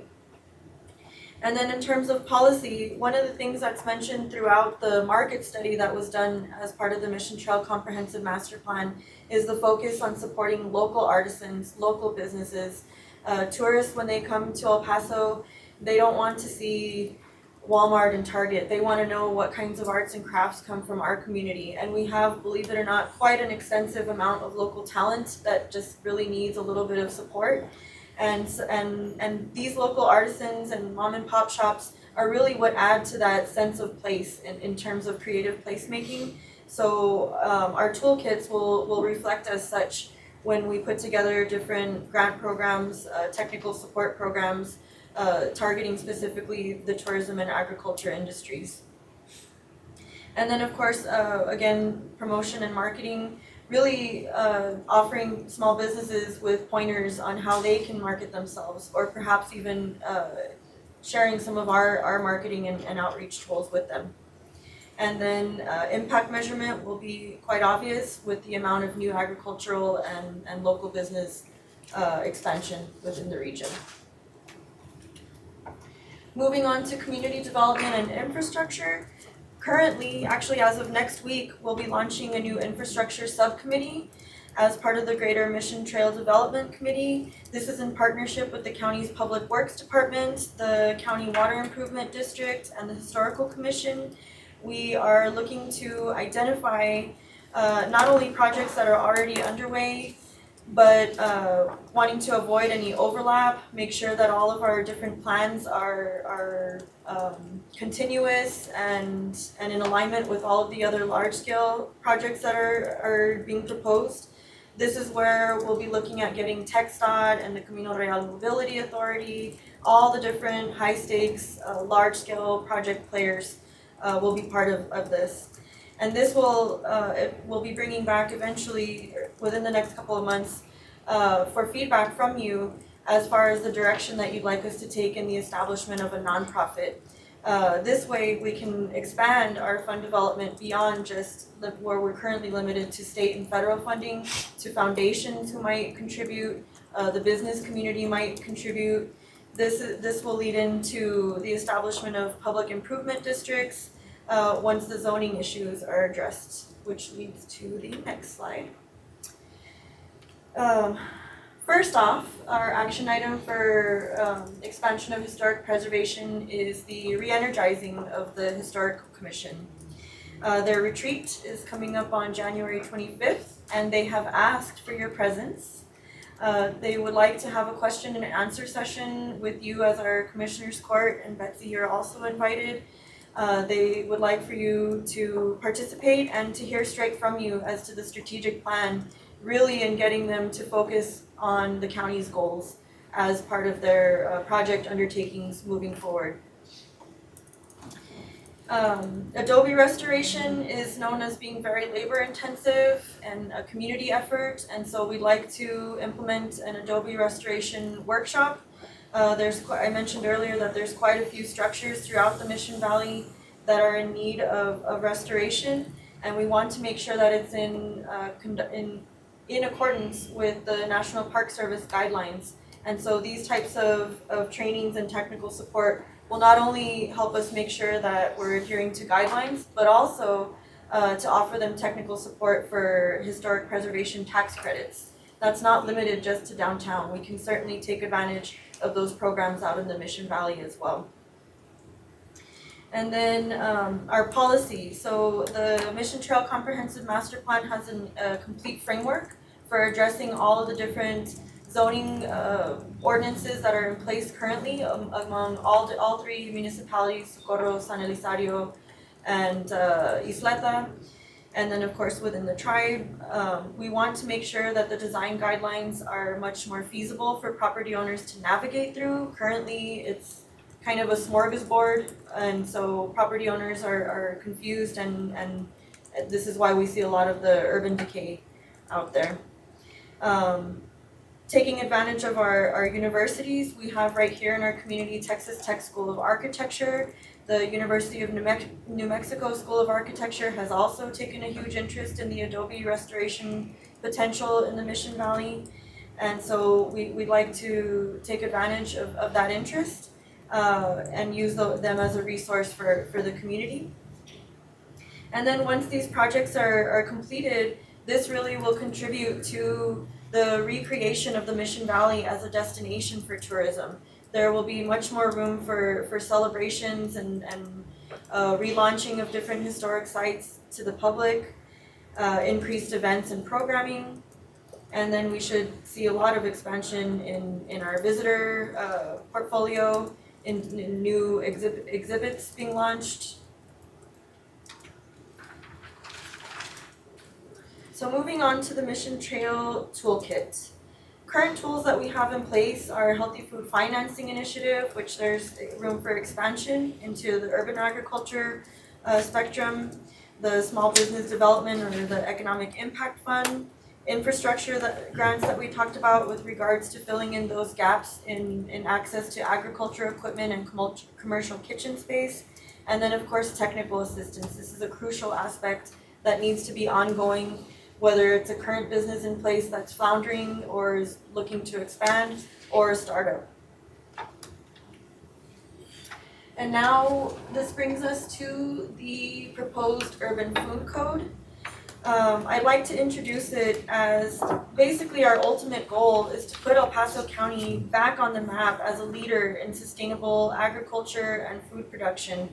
And the Urban Food Code is something that the city of San Elizario, in partnership with Auburn University, has identified as a vehicle to reestablishing our name countrywide in this industry.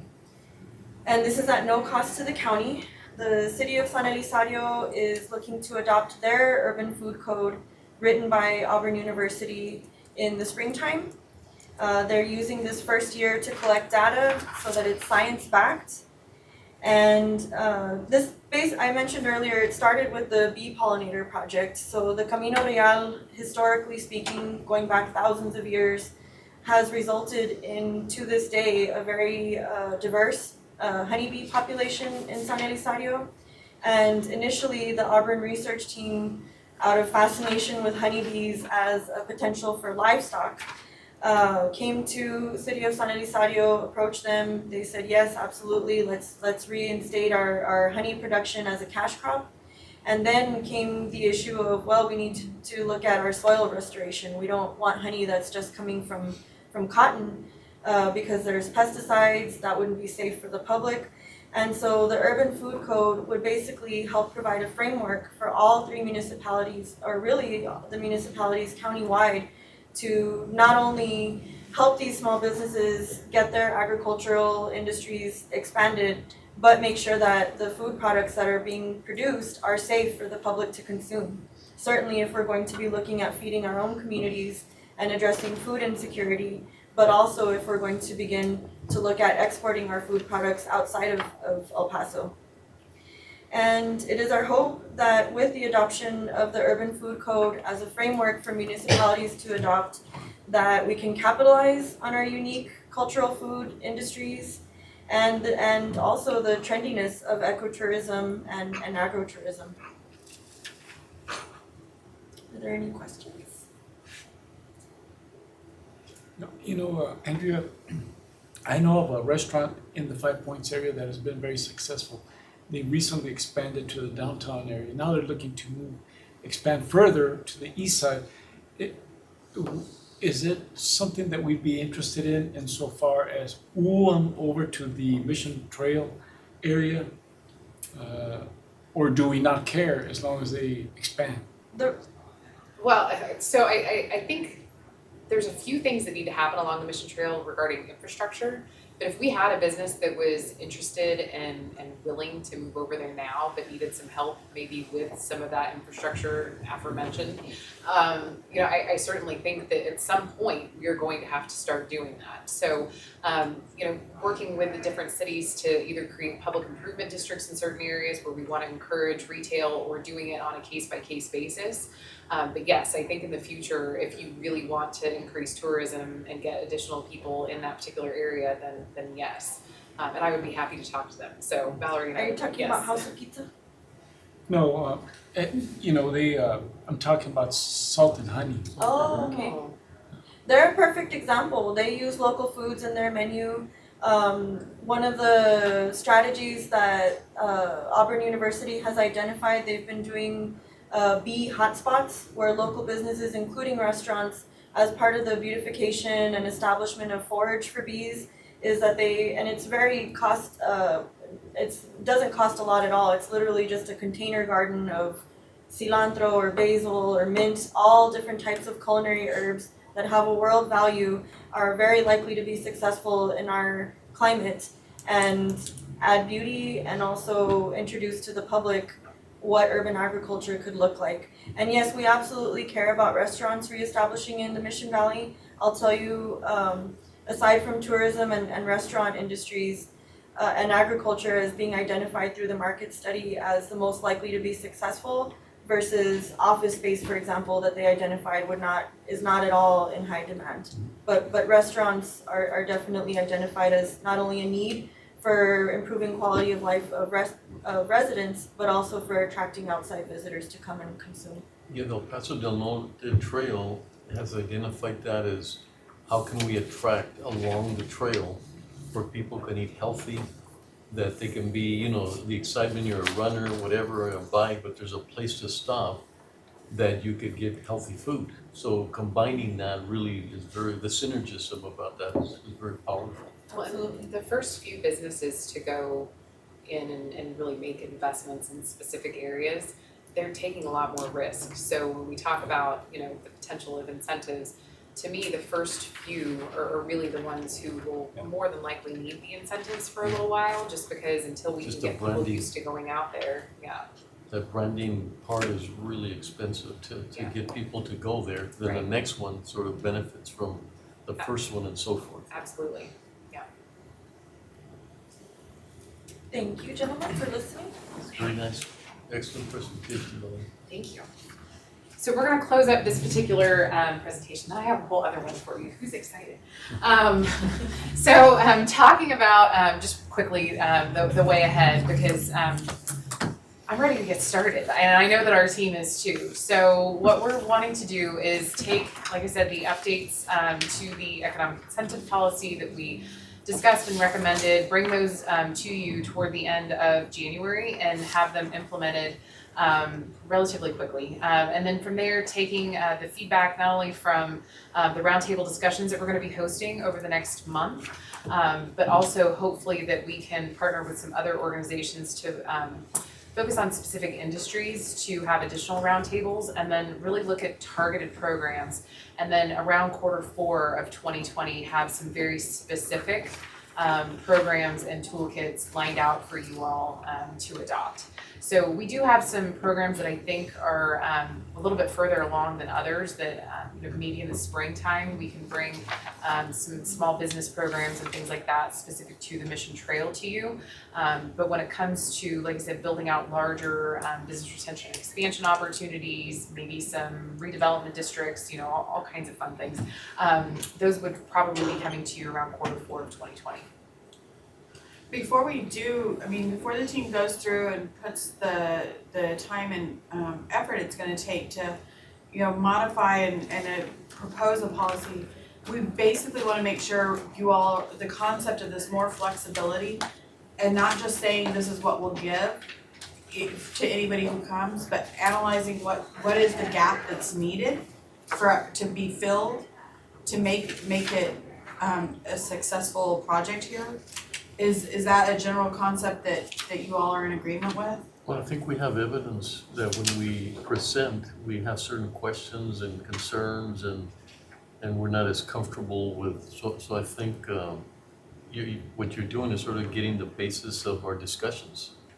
When we get something and we discuss, what are we gonna do? Is the wage that important versus other things? And then it's uncomfortable when I see economic development having to get there to get more explanation versus they already know more or less what we're looking for and they know what's going to be brought up to the commissioner's court.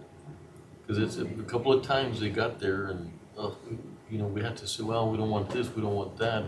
We should have already told them the criteria and the guidelines to avoid that process. And then they look bad because they could tell the city right there no. Right, but then we have to go all the way through the process to hear it again from us, and then they have to go back. Mm-hmm. And so that's the comments I've heard too, and you and I have heard that. Tell us what you're willing to get into and what you don't like, and let's just put it on the table instead of going through this whole ordeal to find out that you guys aren't interested in a project that you could have told us from the very beginning. So I think it's going to help tremendously to sort of get us to understand. Give you a little bit more leeway of focusing and negotiating and so. So I think it's going to be good to see the policy. I think it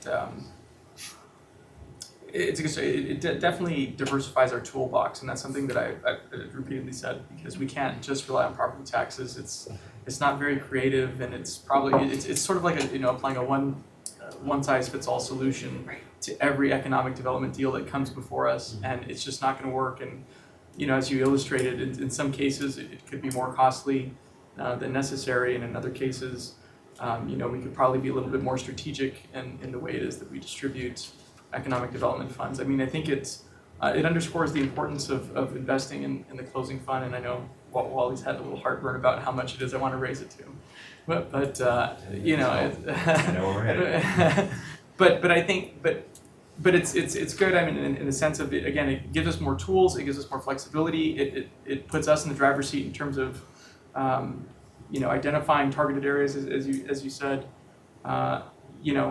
We just have to then I think follow through and just make sure that this different approach is going to be effective. And as Wally said during budget, we got to make sure that it transitions to an increase in our tax base, because especially now with revenue caps, there's a lot riding on these types of policies to succeed.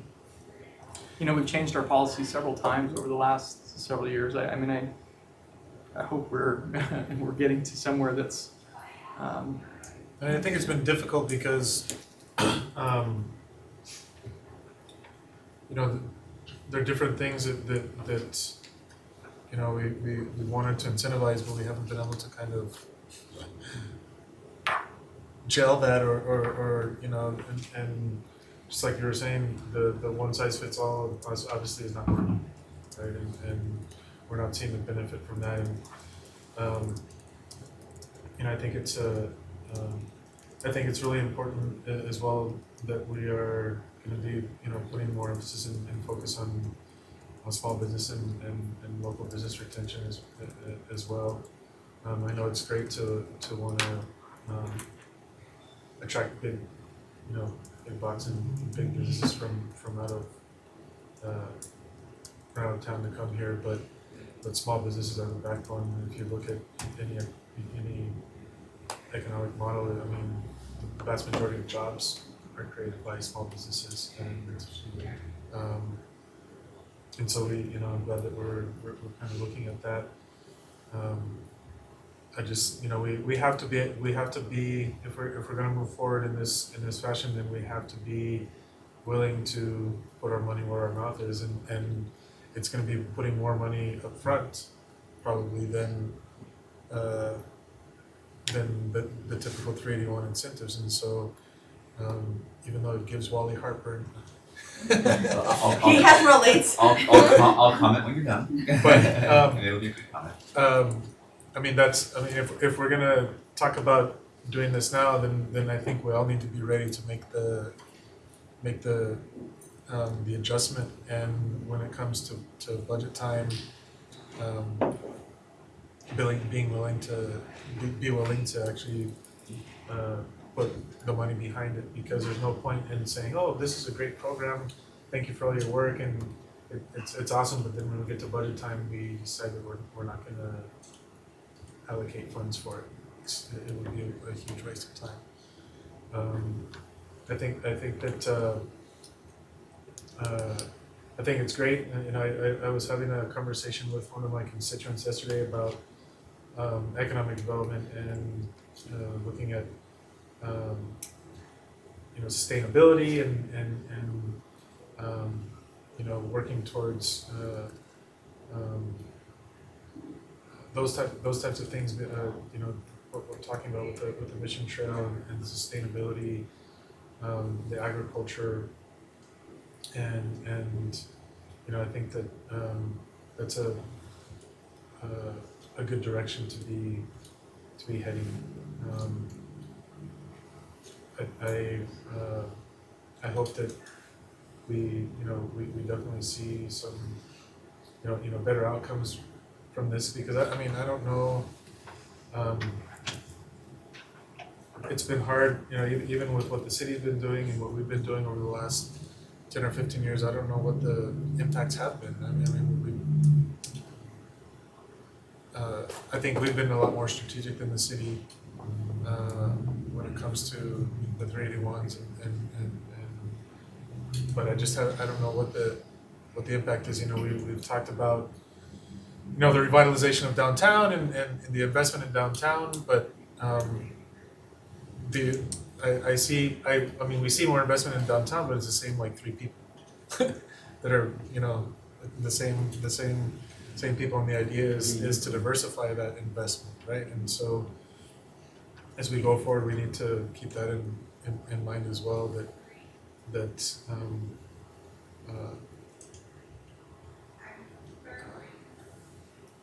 that diversity, I think, is also necessary.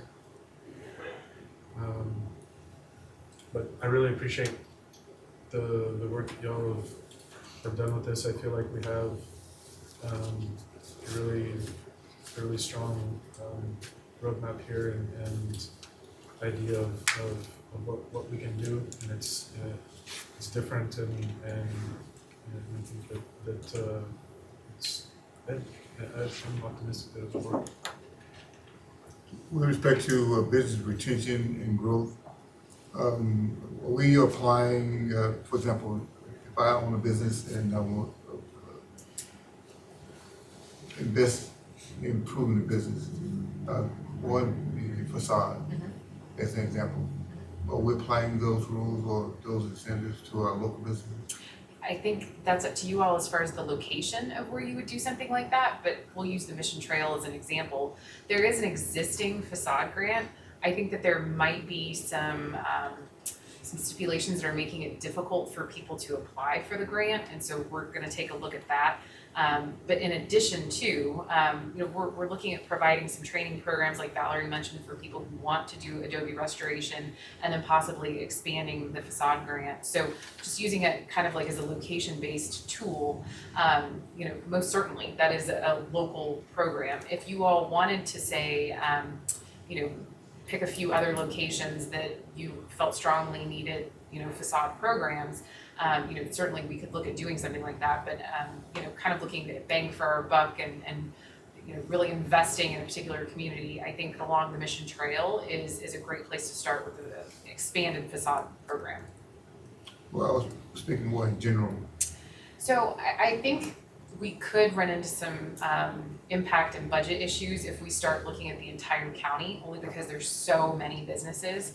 I really think that facade grant programs are generally something that municipalities would administer. That doesn't mean if the commission wanted to, say, do a matching grant up to a certain point, that may not be a bad idea. But I generally think that facade programs and redevelopment programs, when it comes to exterior for businesses, that those are generally more impactful when you target them for very specific areas. That doesn't mean we can't look at it. And I really like the but-for clause as well. Yeah, well, I think that's really important. If funding's going to be given up front, I think we also have to be very cautious with that. It's requiring information, because it's not really the role of government to be sort of like angel investors, and that's we want to be sure that we truly are providing incentives that are providing that exactly what you said, that needed closing or whatever it is to seal a deal, but that's something that we know that is solid. Sure. But I think as we transition to something like that, we just got to be very cautious that. We really scrutinize those. Absolutely, and obviously every project is different. Somebody we use two different examples. One of the ones that we used earlier was a retail and hotel site. So that's obviously construction, right? So if they were to not make the general, pieces of the agreement come to fruition, we could then have some sort of either ability to do a clawback clause, or we could put a lien on the property or something to that effect if we gave cash up front and they did not do what they said that they were going to do. Another alternative could be, like, as a for instance, the aerospace company that we used. In that particular instance, they would potentially be leasing a space, and so we could do a forgivable loan. So, it would still be something where it was upfront money, but it was in the form of a loan that was forgiven after 5 years of, continuous operations, something to that effect. So we could definitely put some stipulations in the contract. Yeah. And just to clarify something you said earlier, when I talked about the commercial tax base, it's I want to just be clear that what we need to really achieve, and hopefully the next get there, is the diversification of our. And because right now there just isn't a lot of diversity, and something that I've said before. El Paso is a government town. Fort Bliss is our largest employer. But we don't collect any property tax revenue off of that. Right. A lot of that property, it does generate approximately $5 billion a year. But when you look at Fort Bliss and then the other largest employers in El Paso, they're public entities. And so the diversification of our economy and our tax base is really critical to help alleviate the tax burden for everybody, both residential and commercial. I told Jesse this morning, timing is everything. So yesterday I had a team here from Moody's, had 3 staff here, making just a economic site visit, following up on just where are we at, where are we going, how the budget look. And we literally talked about this exact subject, and I pitched to them about how we're looking at putting new tools in our toolbox and enhancing the economic incentive fund with the goal of getting it up to that $10 million mark in the near future, but also looking at not just doing business as usual and just standard property tax abatements or sales tax abatements. It's looking at diversifying the offering we have to be able to enhance that value growth and the diversification of the types of industries. We focused on our relationship with Ciudad Juarez, Mexico, and the cross-border activity, in addition to the huge impact that the federal government has here in El Paso. So we literally had these exact conversations with Moody's yesterday. They're really positive on where El Paso's at, where El Paso's come from, where it's going, and to that end is looking at writing up another border write-up on this and other communities along the border, with El Paso being the largest border community in the state of Texas. But they're also looking at writing up something that grabs a little more of the investors' attention, and what is it that makes El Paso unique and special, and where that focus needs to be on what we have to offer the business community as well and the investing community. So timing for that type of conversation literally couldn't be at a better time of where we're at and where our plans are to go from a budget perspective. So I didn't take any rollers yesterday to talk about the economic incentive fund and about how we need to look at those tools in our toolbox to improve, to continue to improve our community's bottom line. And when you talked about, you mentioned at some point, with a different approach, and being more proactive in trying to, I guess attract the right type of industry, the right type of business. I mean, how are we gonna not like duplicate the work that the Borderplex is doing? And also, I mean, because I think that it's important for us to have a role in that. Right. I think it is important for us to have a role in that, but I mean, Wally was just talking about looking at our where we're strong and our assets and things like that. What's your idea for that? So I do want to just make it very clear that Borderplex is a great partner of ours, and they do some amazing things when it comes to attraction. They're especially good at, once we get companies here, showing them all the great aspects of El Paso, kind of being that pitch person when they're here. One of the things that I think that we could be extremely helpful with is increased business retention and expansion conversations. Generally identify gaps, not only in the supply chain, but also with industry clusters. So it's been my experience that most of the time when you go out and you talk to businesses, they are more than willing to tell you who their best competitor is, and they're often not necessarily opposed to bringing that competitor in. So it's not necessarily the same as a restaurant per se, where they're competing for the same, 30,000 or so population. And there's only so much food that people can eat. It's a little bit different when you look at very targeted industries like medical supply, medical equipment, aerospace, defense, things like that. Oftentimes they are servicing companies and other customers that are far outside of our area, which goes back to that whole productivity conversation that we had earlier. So I think that throughout the course of the year, if we could host several roundtables, and when I say we, it would not just be the county. I really would like to partner with some external organizations to increase the number of attendees, the likelihood of attendance, also the potential for feedback and whatnot, and come up with some legitimate supply chain analysis and policy papers where we could look at how we as a community could create policies, not just the county, but the cities as well, that would be impactful for attraction. And then going out and literally looking at who are the companies that provide various services, who are the companies that provide various medical devices, or I know that the city has talked about heat treat manufacturing companies. Like, let's go talk to them. Like, identify 10 companies who have a potential for moving here, and let's go knock on their door. It's not unheard of that companies start adding extra facilities because another community has come to them and said, we're the greatest thing since sliced bread. Did you know that you could make all this money? And oh, by the way, we might have a building in for, so there's some outside the box things that we can do to make a move here or an expansion here much more attractive for the right company. And plus their profile is so different. The things that we discussed here earlier and Valerie presented, they have no interest in Borderplex. Right. I mean, they're not going to be interested in bringing companies that would support our mission trail, for example. And so I think we have our niche that is very defined, and let them do the other part, and then we do our part. Well, and then supporting what they're doing as well, right? No. Like, so giving them additional information and. Yeah, we're not saying no, but they're not going to be interested in some of the things we discussed earlier. Right. The $25,000 opportunity for expand a business, or. But when it comes to the ones that they are interested in, I think being a partner and then really identifying ways that we can synergistically work together is the approach to take on that. I mean, because, typically in the past, we've kind of, when we've decided about, companies we want to go after or incentivize, we've, based it a lot upon the Redco study or the economic, the study that was done before The Courthouse was Angelo? created. Oh, no, that one.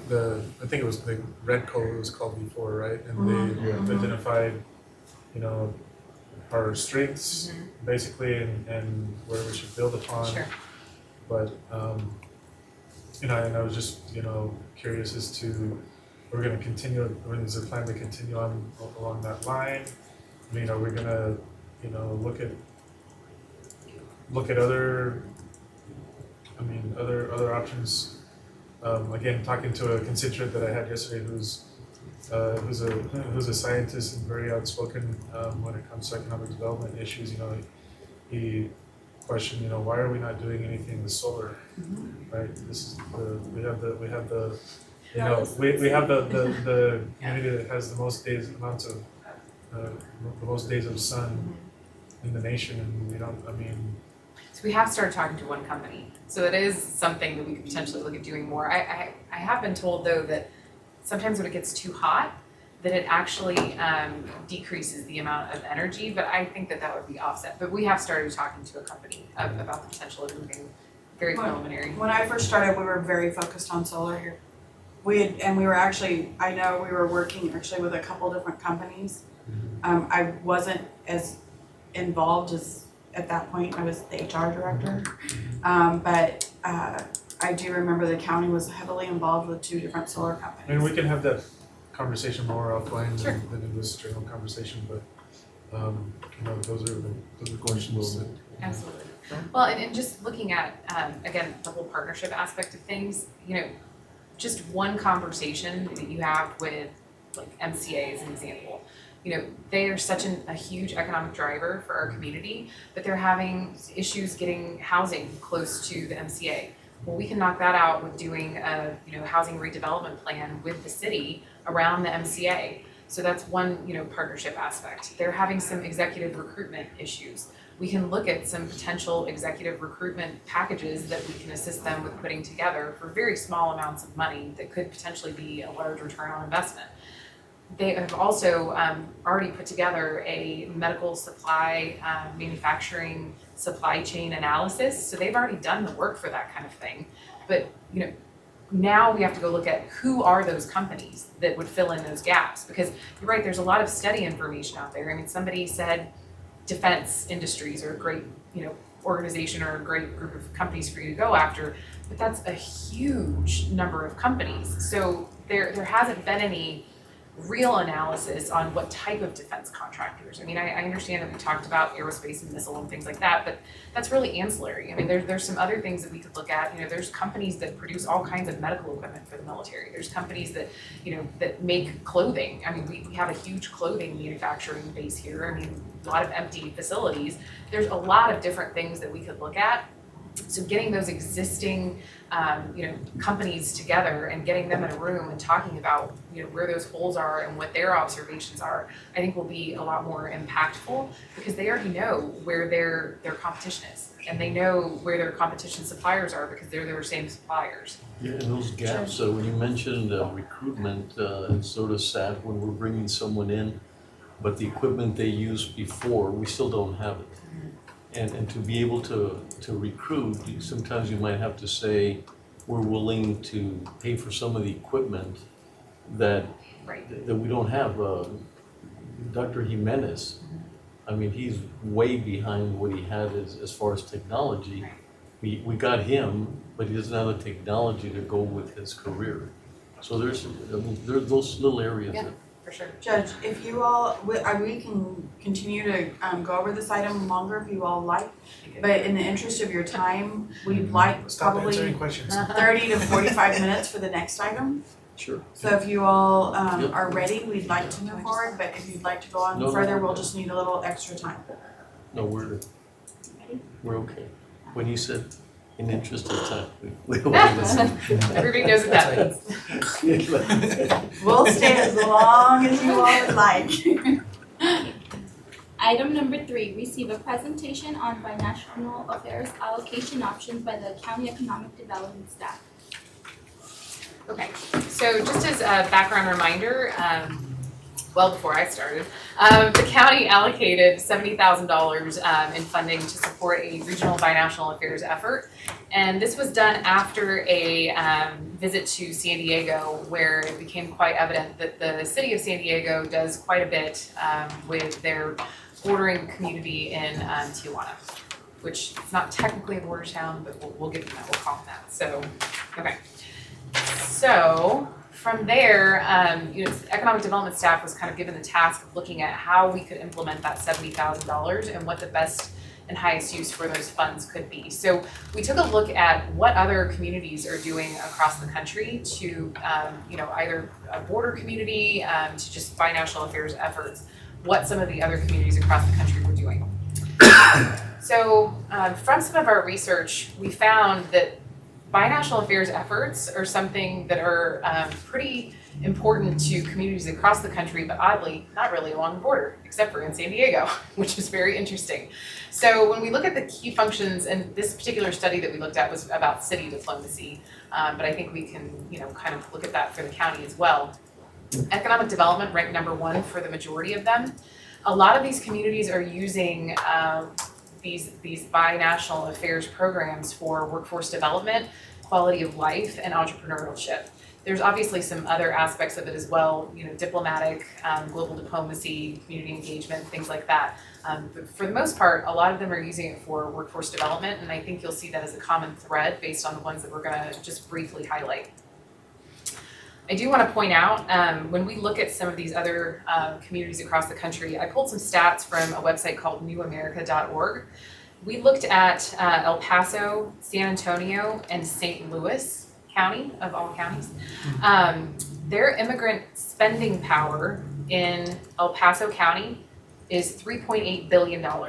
In San Antonio, it's $5.4 billion. And in St. Louis County, it's $3.9 billion. St. Louis County is about the same size as El Paso County. The difference is not that much. But yet their immigration, or their immigrants in the St. Louis County area actually have more spending power than those in our own community do. The share of the population in St. Louis for immigrants is only 5%, while in El Paso County, it's 25%. And the number of immigrant entrepreneurs in their community is almost half of what it is in ours. Ours is 16,298, and theirs is about 7,000. So I just think that that's kind of an important aspect when we look at St. Louis County of all places, because they have a very robust binational affairs program that I'll touch on in a minute. But nobody would think of St. Louis County as being a binational community, but it is a huge goal of theirs. So, okay, so just a brief kind of overview of the different programs that are out there. So I started with San Diego because that was kind of what was the precipice for this conversation. So the way that the San Diego program works, it is an 11-member advisory committee that is run by an employee that is funded through the mayor's office. So they gather on a monthly basis to analyze information, create new programs, so on and so forth. They do not do fundraising. They're specifically funded through the city. But their charter basically is to implement long-term binational affairs programs. The city of San Antonio, again, not a border community, but do consider themselves so. They also have a city-run program. It is housed in their economic development office. It does have quite an extensive staff, which I thought was interesting, larger than the city of San Diego. And for the most part, they act as a liaison, not only between their sister city, but also with foreign affairs programs. And then they also do some policy, and then work with their sister city international affairs offices to do some economic development. Tubac, Arizona, they have a charitable nonprofit organization that runs their binational affairs effort. Their funding is derived completely from donations and grants. They do receive a grant from the community, and it was a community-started organization, but they do have a number of more tourism-related programs. So they obviously do some cross-border tours, they do history classes, and so on and so forth. They're much more artsy than the other programs that we've identified so far. Going back to the County of St. Louis, they started 12 years ago a program called Mosaic Project. It is a county economic development-led project who has made extreme strides over the past few years. I'm sorry, it started in 2012, not 12 years ago. It's run by a staff of 3 people in the Economic Development Office that has about 850 ambassadors that serve almost as liaison or points of contact. Think Sergeant Major's Academy on Fort Bliss, how they have an ambassador program. That's very similar to what they do. So they partner with, there's programs for students, there's programs for entrepreneurs, all kinds of different things, but it's really a local partnership program run through the Economic Development Office that is led by a steering committee. So it is not a group of appointees. They are a steering committee of 27 people made up of regional leaders who really help move the program forward. They have made some significant strides on not only the recruitment of immigrants into their community, but also like a entrepreneurial program. So I won't go over all of the statistics, but suffice it to say, when they started this program, they were 13th in the country for attraction of immigrant labor and education, and they are now 6th. And that's just in 7 years. Not bad. I also did want to point out that the city of El Paso does have a committee on border relations. It has been dormant for quite some time and been re-energized just this year. They have met several times, and the individuals that are on that board seem to be pretty excited about moving some different projects forward. So definitely some potential there. As you can see, it was organized in 2012, but I think literally it's been dormant for the past 6 years. I think they met for 2012, 2013. And then Andrea, is that in conjunction with the Chamber of Commerce? Nope, this is separate. No. Yeah. Yeah, and I actually did not include the Chamber of Commerce in here. I just wanted to make a point that there is some,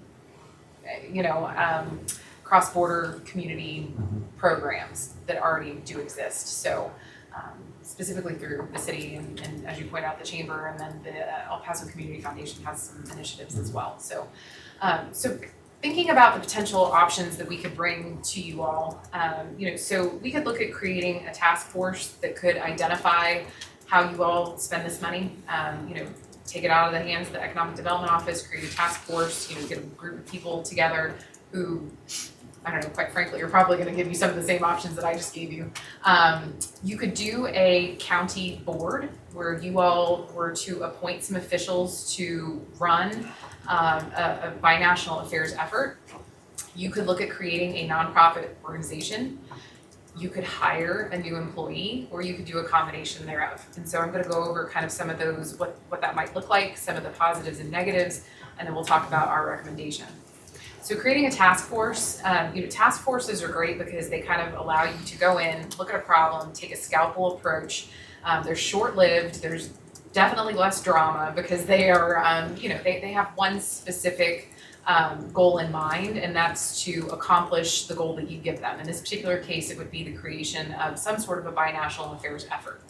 The negatives about this, though, are, once that task force dissolves, sometimes the goal or the initiative that they recommend also dissolves, and it doesn't necessarily mean that there's going to be any champion of the initiative afterward, if you will. So there are some risks there.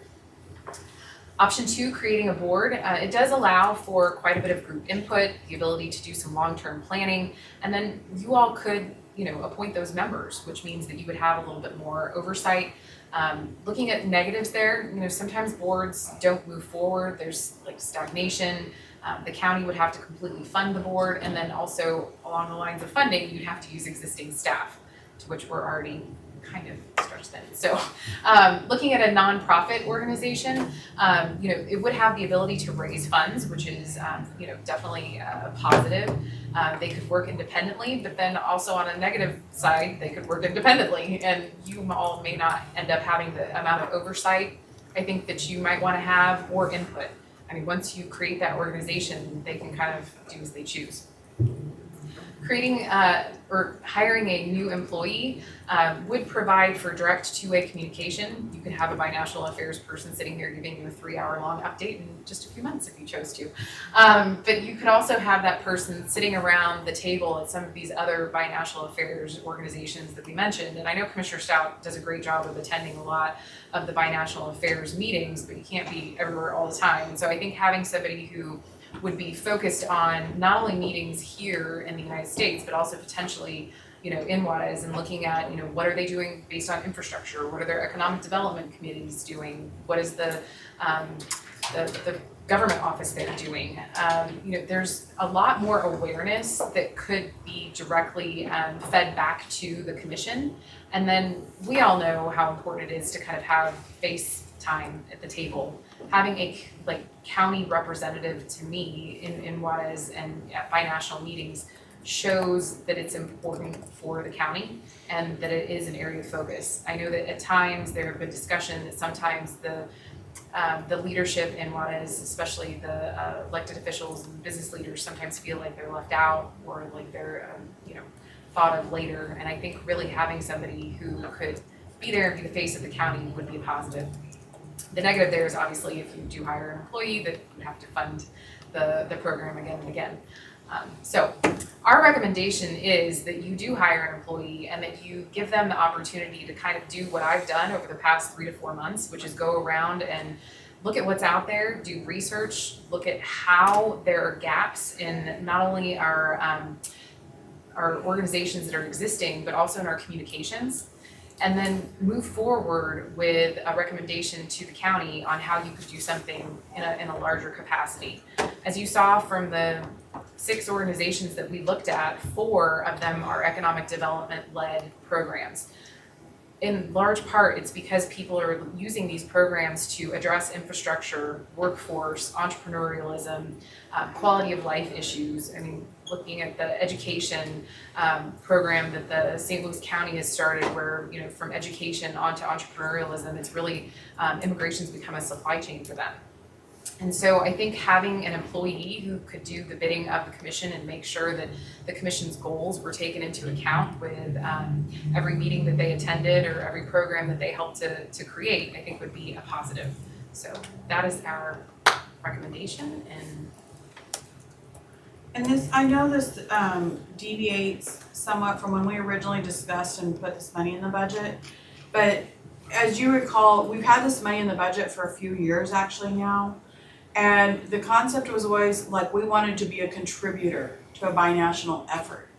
We didn't want to be like housing our own binational effort. We said, let's see if everybody wants to put money into it together. And again, this is one of those things where no one was as committed to it as we were. Basically, we'd go and we'd say, would you be interested? If you may recall, I know that a few members of the court may recall the first attempts were with the chamber and with Borderplex to house this. They weren't interested. As a matter of fact, it was really not well received, the concept by them. The different avenues we looked at going, it just never, as a partnership, never took off. There was never enough interest from others to participate to make it a partnership. Where there would be a binational person who worked for all of us, or for like the chamber to serve or help all of us.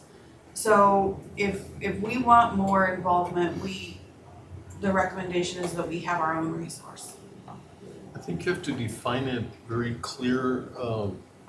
These positions, they start thinking, this is what I want to tap in to get money from the county, kind of thing. And so it has to be very well defined that it's exploratory, that we're, they bring information back to us, and that he's not that person that they go to and say, hey, we really need your money, and could you talk to the county? And so I think I like the idea as long as it's very well defined and the community knows what the purpose is.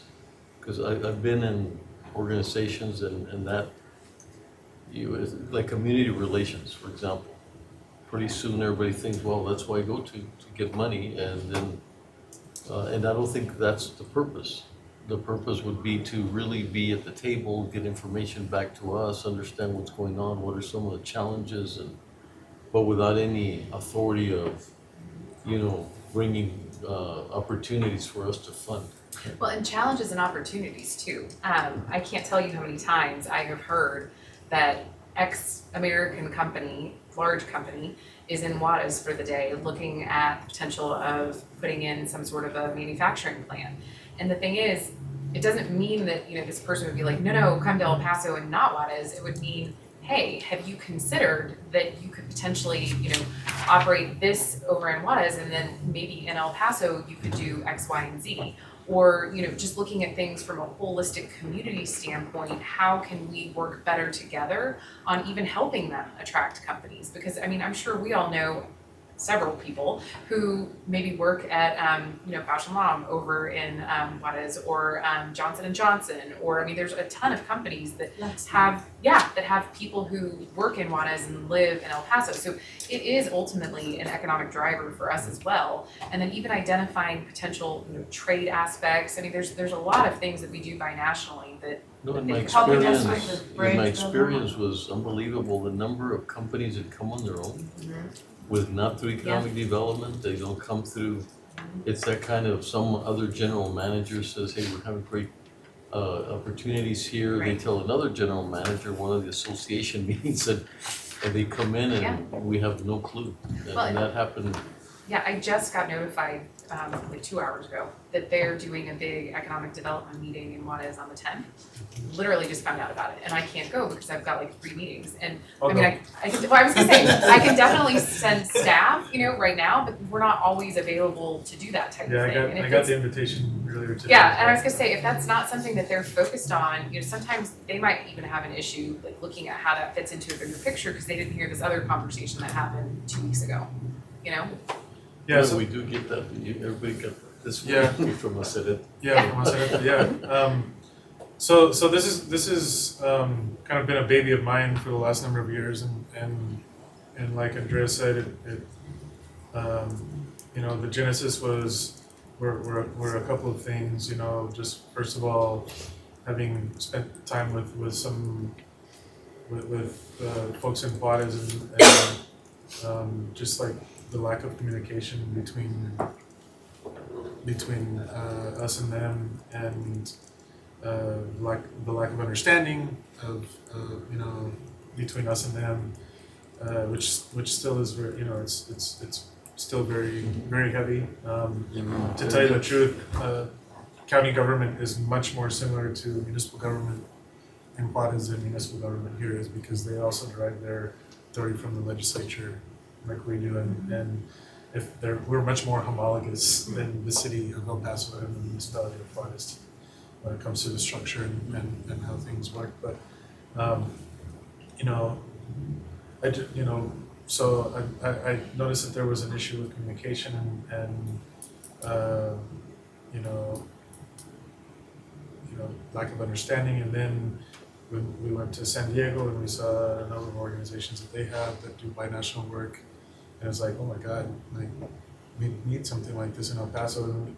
And so my idea with this funding was, originally to create some type of vehicle so that we would have more collaboration and as a region, not just the city of El Paso and the municipality of Juarez. And it's one of the first things that I think the first meeting I ever had with Mayor Margo, I talked to him about it, and with Representative Schwartzbein, who's been leading the effort at the city, and even with the Chamber of Commerce. When I spent time with them on their trip to Pittsburgh, I talked to them about the binational stuff, and now they've created their own kind of vehicle, right? And we have tried to reach out to the city, to no avail. We've asked the mayor's office to get us on their agenda ever since we held a summit, not this past April, but the April before. And ever since we held that summit, We had, a day here and a day in Juarez, and we had discussions, panel discussions, and the grand message, that everybody, that came from that was that we need to have more communication, we need to have more collaboration. And there were, 5, cohorts that came out of, that worked in that summit. One was economic development, one was environmental issues, I think, healthcare, transportation, and resilience. And the economic development cohort actually has met many times since then, in the absence of us moving forward and creating, what the original idea was, creating this vehicle so the city decided to move forward with their committee, their binational committee, and they re-upped the sister cities deal, and they've had a couple of meetings, joint council and Juarez municipality meetings, and hopefully there's going to be some substance coming out of that. But for me, it's definitely because we're the county. There are other municipalities within the county that actually participated in the summit that actually would like to have a seat at the table as well when it comes to the communication and whatever vehicle we create. Las Cruces and Doña Ana County were also involved, and for me it was always more of a regional instead of just City of El Paso to municipality of Juarez, right? Which is what they have going on right now, and so obviously we don't want to be duplicative or waste time and resources. But I don't think we'd be doing the same thing, and it's not,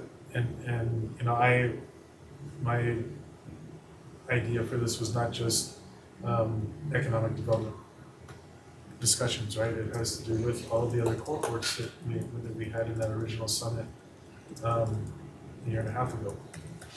Environmental stuff, transportation, infrastructure planning, things like that, and the healthcare stuff, right? Which is, I think, very important. And so, we've tried to get the buy-in and to have the other, Doña Ana County and Las Cruces, and they said that they're supportive. Elections came around, and so they weren't as supportive as we thought they were going to be. And then, of course, the city of El Paso won't listen, won't even give us the opportunity to present. So, I think that it is really important for the county to have our own liaison or form of communication with our counterparts in Juarez, and obviously economic development is probably the biggest thing that brings us that brings us together. And so, I don't have a problem if we decide to. I hope we do decide to create a position and continue to fund it, because I think that it's going to be very, very beneficial for us as a county, and hopefully we can break those silos down and have something where everybody comes together and understands, okay, I know what you're doing city, I know what you're doing county, I know what you're doing chamber. Sure. And all working together with that. And so I really hope that we can create this position, and but I would like, so like I said, I don't have a problem with it being under economic development, but with the caveat that there are other focuses Sure. that need to be I think dealt with. Absolutely. Well, and having a staff member, especially on the economic development team, I think all of our team is pretty good at dipping our toe in the healthcare, transportation, employment. It all kind of affects economic development.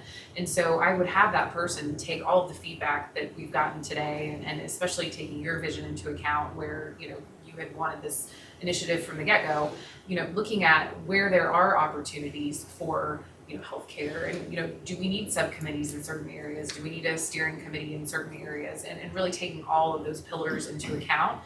So it wouldn't just be an employee going to meetings. I mean, they would certainly be doing some program creation, and then, like I said, Sure, I mean, ultimately, and looking at models and continuing to work that vision that we want to have some sort of vehicle that encompasses all and that includes all, right? absolutely. Would that include binational commissions? That's exactly, I mean, that's completely what it is, yes, it's all binational commissions. So what would it take? Well, we need to know of this, out of those 4 options, if any of those particularly, are what you're interested in. We'll hear from Commissioner Stout that that the position is the route he would prefer, correct, Commissioner Stout? Is that the view of the court? It's mine. I mean, I've generally haven't been in favor of a position, and reasons are a couple fold. One, it's just that, I mean, the binational issues are just so broad, and it's not just economic development, but it's, there's diplomatic issues, healthcare issues, other just things issues that we need to iron out, like with the Tornillo Port of Entry. And I think it's going to be incredibly difficult to find somebody who is qualified, at this level of salary for this position, that's going to encompass all this that I think that we hope to achieve. Secondly, I mean, placing it in economic development, it's just, I think we're putting already a lot on economic development, and I think economic development should really be focused on strictly economic development issues, whereas this, I think, has a lot of other components to it aside from economic development. Economic development is just but one part. Just like we were talking yesterday, I mean, there's a lot of contracts, with that we associate with the hot funds that we put in economic development, probably just because we don't have another place to put it, but it does, I think, put a strain on staff because they're focused on so many other things, not just solely economic development issues. But I think at the salary level, I think it's going to be unrealistic to expect that this person is going to, I think, be effective in the binational issues. I mean, personally, I think looking at given the diversity of issues that we face in our community, I mean, I don't know if a board, would work, but I think you need several individuals that have expertise in various areas that might help address and help us to build, contacts and communication and, a relationship with our counterparts in Mexico. So if you were to do a board, that would still require staff. Yes, I never realized right. that. And so kind of the approach that we were looking at is if we could hire the person, right, let them do a little bit of research to determine what's out there and what this board makeup should be and what their focus should be, because there could be, if there's 4 existing organizations that are specifically looking at infrastructure, well, then maybe we don't have them completely focus on infrastructure. Maybe the employee attends the infrastructure meetings and that takes care of that piece, but like the board could run, employment or healthcare. You could have 2 separate ones running that. But they would be the liaison for that board, and we can come back to you if somebody spent a legitimate amount of time focusing on the opportunities and the holes that are out there. We could then come back to you and say, our recommendation is you create 2 boards, and one of them focuses completely on healthcare and healthcare tourism, and then the other one completely focuses on employment. And those are just examples. But for us, well, 2 things. Economic development across the border is an extremely important part of our economic development as a region. And so I think having an additional body and a person who can help bring some of those opportunities and issues to the forefront is important. And then I think getting to the aspect that you were talking about where they're not maybe necessarily going to be able to do all the big picture policy things, that's where you do have a board possibly, or a task force or a steering committee or one of the other things that we outlined come into play, and then they serve as the liaison for that. Yeah, that was my impression, not someone that would actually get to those levels, because that's where we come in and we get invited right. and we get to deal with, but someone that would actually have the organizational skills that would allow us to understand where the challenges are, but Right. not someone who would have the knowledge of everything, but Right. would tap into partners in different areas. Right, well, and then use our political affairs and policy liaison to do the big picture things. I mean, it would really be almost run like the historic commission is, And I think, that's, but much smaller. those are, and I think in all the presentations that we've given on this, and when my staff originally presented this, that was the idea, right? Like this position would come in and serve, first do research and look for what the best model would be to create the board, and then start, once the board is created, staff the board and do that. That's The one thing I do believe, and I don't think we discussed this, Andrea, is I don't think the $70,000 is enough. Did Melissa give you that final number? Yeah. Yeah, I don't think $70,000 is enough for a position. Just a second. My estimate for this level of position is somewhere between 82 to 92,000 with fringe. And I'm pretty sure that's, I haven't seen where Melissa's evaluated this job, but right, and we did the 70 because we thought that we were gonna partner. possibly get help from other governmental agencies, and that didn't pan out the way we liked, and so I mean, I think that it's definitely worth spending an extra $15,000, $20,000 to fund something like this. And I think we're using, Betsy, sort of the same concept, sort of like animal services, that person guides us into it. Instead of us saying, okay, this is what's gonna happen. You hire the position to also create animal services, I mean. Well, animal welfare, we're hiring a director, because right now it's existing, but it's not. But I mean, that person will lead us into the right situation more than we know. Yeah, the Well, definitely idea we're would, they hiring- would do research and then bring back recommendations for us. It's not like, We're hiring a subject matter expert to Yeah, come you give us create advice the- and, She put on here, okay, for a binational affairs and special project coordinator, $71,881. for salary. Plus fringe. Right. It's So gonna it'd be be about about 90. 85. It's gonna be a little higher than 85, it's gonna be 92,000. And how about equipment and all that? Right, does that include, no, 92,000 is salary and fringe, it doesn't include, I mean, we're gonna have some startup capital cost. Computer, telephone, desk, this person will probably most likely, have to vehicle, travel. Well, what I would like to see is a recommendation as far as to be more definitive, if we're gonna go that route, as far as exactly what it's gonna entail, as far as the duties, and then the cost, because you're missing all these upstart costs. You say salary is 70,000 plus fringe, but then what are the other costs? So We can understand the whole. I'd like to see a complete picture. So you'd like us to bring back a proposal for the cost of creating a position? The whole. And define the duties. And really, Betsy, we've not had any luck in getting some traction in some viable partnerships. And outside of our budget season, unless it's really presented, we're okay, it's a start. I agree with what you said. I mean, Juarez and El Paso are critically linked. But then the reality is we haven't received any kind of support. I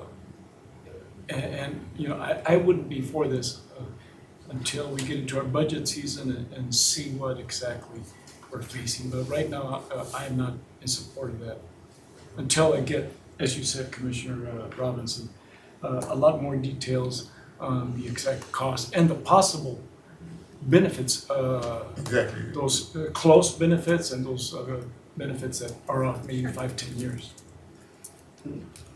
I think we've also we just gotta be cautious, especially now in the era of revenue caps. I mean, we've added the legislative liaison, we've added PIO, we've added there would be this position, and then there's also the Office of Immigrant Affairs. I mean, that's a lot of different departments to add on, and I think in a single fiscal year, that it's.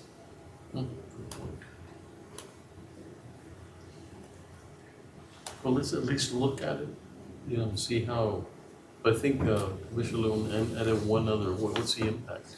You know, what is it that we believe will happen by having that? And then if we see that it has an economic impact, or that's our tax base, or, you know, something that we can hang our hat on and say, this is gonna, some kind of return on our investment. Exactly, cost benefit. So, just so I understand, do you want us to bring this back once we develop the total cost impact? Or do you want us to bring it back at budget? It might take that much time. It should not take that much time if you wanted to see it sooner, but we could bring it back as part of the budget. I will also just say that if we get this back to you toward the end of January, beginning of February, we would already be nearing the end of Q2. So if you did decide to go the employee route, you would not really be taking out any money that had not already been budgeted, because there is $70,000. So if the salary ends up being close to 110, 100, whatever, with all the benefits, the likelihood of that $70,000 that we have allocated this year being able to cover that is pretty good. But you would have a budget impact next year. Right. You'd be committing yourself to a future budget. So is there a consensus? Do you want to see this in January timeframe, or do you want to see this at budget? Budget. Yeah, I'm for the budget timeframe. Me too. There's three, so. Okay, so we'll bring this back with our budget request. And in that will include what will be the outcome measures? What are the expectations from benefits? Short term and long In term. other words, budgeted, those 70 are still in play? Yes, sir, we keep those in the budget, so the impact for it would be the difference between the 70 and whatever the actual cost is. Well, I mean, that money wouldn't be spent during this budget. It will not be spent. I think it's unfortunate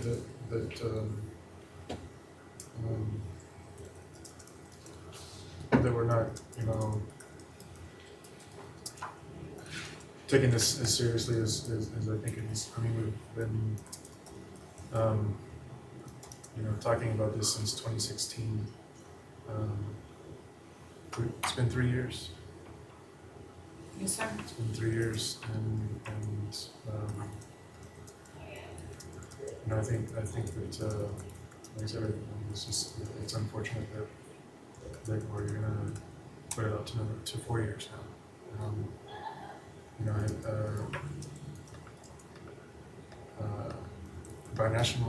think binational affairs are very, very important. We live in a region not just on this side of the border, and I think that by you know, not moving forward with this for another year is sending a strong message to the folks that we've been trying to get behind us and work with and collaborate with, such as the folks in Juarez and the chamber. I think we're sending a strong message that this is not as important as it should be. And also that we have an opportunity to have a niche, because nobody's working it. I mean, they aren't. I mean, we've seen them pass it on to the chamber, and they sort of want to see what we do. The city, you know, they have very ceremonial kinds of activities, but I mean, I've been around the Maquiladora and working in Mexico, and there's never been a true connection to making that relationship work and creating the economic impact and dealing with environmental and health. I mean, there's so much opportunities. They're doing stuff there, we do stuff here, we never combine it, and nobody's there to tie it up. So I mean, I don't know if anybody else in you know, on this commission knows what's going on in Juarez. besides me because I spend time over there and I don't think it should be that way. That's why we need somebody that's a liaison, that's why we need somebody that can help us, because I mean, some of us don't like to go over there, and it's not our priority, whatever it may be. But you know, we shouldn't have this out of sight, out of mind. You know, we should be careful about having an out of sight, out of mind type of approach with what's going on in Juarez, because you know, their economic development is heavily tied to our sales tax, for example, Commissioner Pettis. You know, we really need to understand what's making them tick and what's helping them and what's hindering them, because you know, I don't know. You hear the mayor talk about it all the time. For every 4 jobs that are created in Juarez, 1 job's created over here, and you know, just the amount of economic impact that folks that live in that city have when they come and spend money here. You know, I think that it's, you know, it's very unfortunate that we don't take that as, I mean, I feel like by doing this, we're sending a message that we're not taking this seriously. Well, Commissioner, that's not true. It's not true. You know, because we're not saying at this point in time that we want to establish a position, but how many positions have we created since we did the budget that was not part of the budget? Number one. But number two, as far as we have invested, not necessarily the county, but as far as this city county has invested millions of dollars to improve the infrastructure. I remember being on city council where they didn't have shade for people coming across the bridge. We allocated money to put shade That's the on the city, bridge. though, not the county. Well, it's still, It's not the same. don't we live in the city? What I'm saying is, that I know it's not the city. What I'm saying is that money has been invested, whether we invested or the city invested, it still come out of the same pocket. We were just talking earlier, you know, okay, well, I'm a taxpayer, so you take it out, which pocket you don't take it out? It's come out of the same pocket. So we've invested millions of dollars for infrastructure to improve the quality of the bridge to come across. We've hired more people, we're not the county, but the city, but don't we derive from that revenue for people coming across the bridge? Don't we derive revenue for them coming across? Right, but that's, as I said, that's the city. I mean, when I go out and talk to taxpayers, and my constituents, I try to make a very clear distinction between what the county does and what the city does, because we're the county, not the city. And I understand that the city is, I mean, I understand, and that's fine, that's great. I'm not speaking against it. What I'm saying is that how many new positions we have created since we did the budget, Commissioner? Well, there's the They were created as PIO, part of the budget. last year was legislative liaison, Office of Immigrant Affairs, and this one, just, right? And so we can, not to say it's not important, Commissioner, but at the same time, we can say, we can justify any new position that we want to create, we can come with justification for it. But do we need it now, or do we need it later? Do we pay for it now, or do we pay for it later? So either way it goes, and I can say, well, it's important that we have, but then what is the economic impact it's going to have? Or will it be any at all? So if I could just briefly, one of the things that, you know, getting into kind of like the weeds of what this person could be doing, and this kind of ties back to our food conversation and trade and all kinds of things. If you were to look at this map and you were to create lines between each one of those stars going to one another coast to coast, there's a very similar map, and I'd be happy to email it to all of you after the session's over, that shows where food distribution goes around around North America. So it does connect Mexico, and it connects, you know, food distribution to all of these different areas. We are literally in a hole, just like this map is on that distribution map, because of our bridges. So right now we have growers all across Juarez and in Chihuahua who are distributing food to El Paso via Tucson and McAllen, Texas. They are sending food that is being grown less than 2 hours from here, more than 4 hours away, to redistribute it here.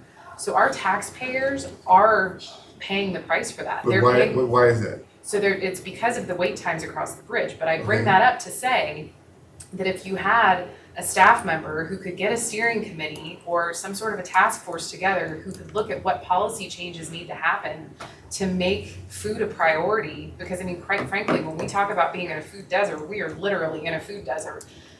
It's something that's costing all of us money. It's an infrastructure issue, it's a trade issue, it's a big issue. And so I think having a steering committee or some group of people who, you know, have high level connections in Washington, who could make, you know, recommendations, you know, so on and so forth. There's a lot of things that let me stop you they there. could look at. It's going back to my time on city council, which I disagree with, but we're spending over $2 million a year on the issue talking about wait times on the bridges. We spent over $2 million, or we're spending still over $2 million every year for custom inspectors for overtime to reduce the bridge wait time. Has it brought us any dividends? I sit here and tell you, really has not, because we still got a problem with wait time on the bridges. It has reduced them, it has. Minimum. No, to her point, as far as It's not where, completely done, no. to say where the product can come straight across the bridge within a reasonable period of time, we don't have to sit in line for 6-7 hours, where my fruit is spoiled by sitting out in the hot sun, waiting That's as exactly opposed. it, yeah. And then we had another issue which I worked on, where we, well, I forgot the title we have, where we can monitor from the time that the vehicle left the maquilas to get to its final destination. I have a name for it, I can't remember the name of it. But that worked for a while, but then we didn't get support. Our elected officials in El Paso, both city and county, did not support it. Can't think of it. But Secure Origins, I think is what it's called. exactly, that's what it was. So we did a test and we paid for it. And the kilos was all in favor. But once again, the vehicles still sitting on it. And then when you go to TechSide, as far as the money that they have appropriated to improve the bridges, because people on the south side of Bowie High School, vehicles just sitting and they're consuming the fumes from those vehicles every day. You know, I will tell you, we've been looking for kind of an opportunity or a niche for more interest in the Tornillo point of entry. And I realize that it's an infrastructure issue on the Mexico side. Right. But I think if we could work on making the Tornillo point of entry to be kind of more of the ag point of entry, I think we could end up with a win-win. That's the area that we're looking at increasing agriculture. You know, we want it to be known as an area for agriculture. If we were to set things up in that particular area so that there were a USDA inspector on site, because evidently that's been an issue. The USDA won't stay at the bridge because they don't have enough trucks coming through. So, you know, if we were to work with the USDA to have a USDA inspector in Tornillo and make that kind of the point of entry for agricultural products, I think that could be a huge win for the And county. you need someone to drive that. I mean, Right. you know, we identify issues like, you know, the port of entry, but then we just sort of walk away from it versus work on this, Right. focus on this, get back to us, let us know what's taking place, what can we do? So Right, I and- agree, I mean, it's and an opportunity. Speaking of Tornillo, I mean, you all remember when the Mexican government just unilaterally decided to make that port of entry the only port of entry through which you could export junk cars.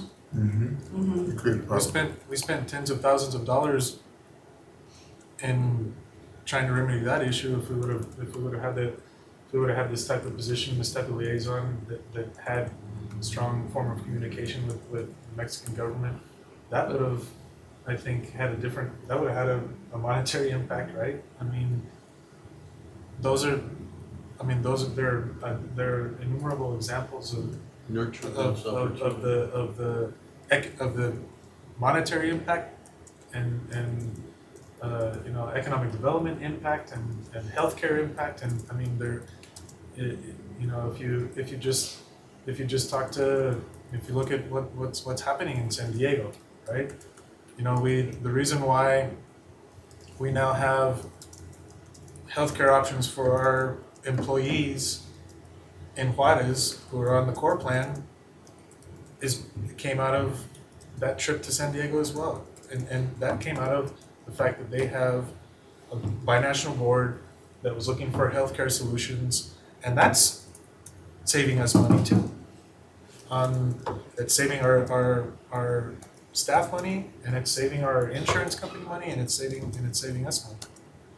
So I mean, it's not that there aren't tangible already, that we can look at.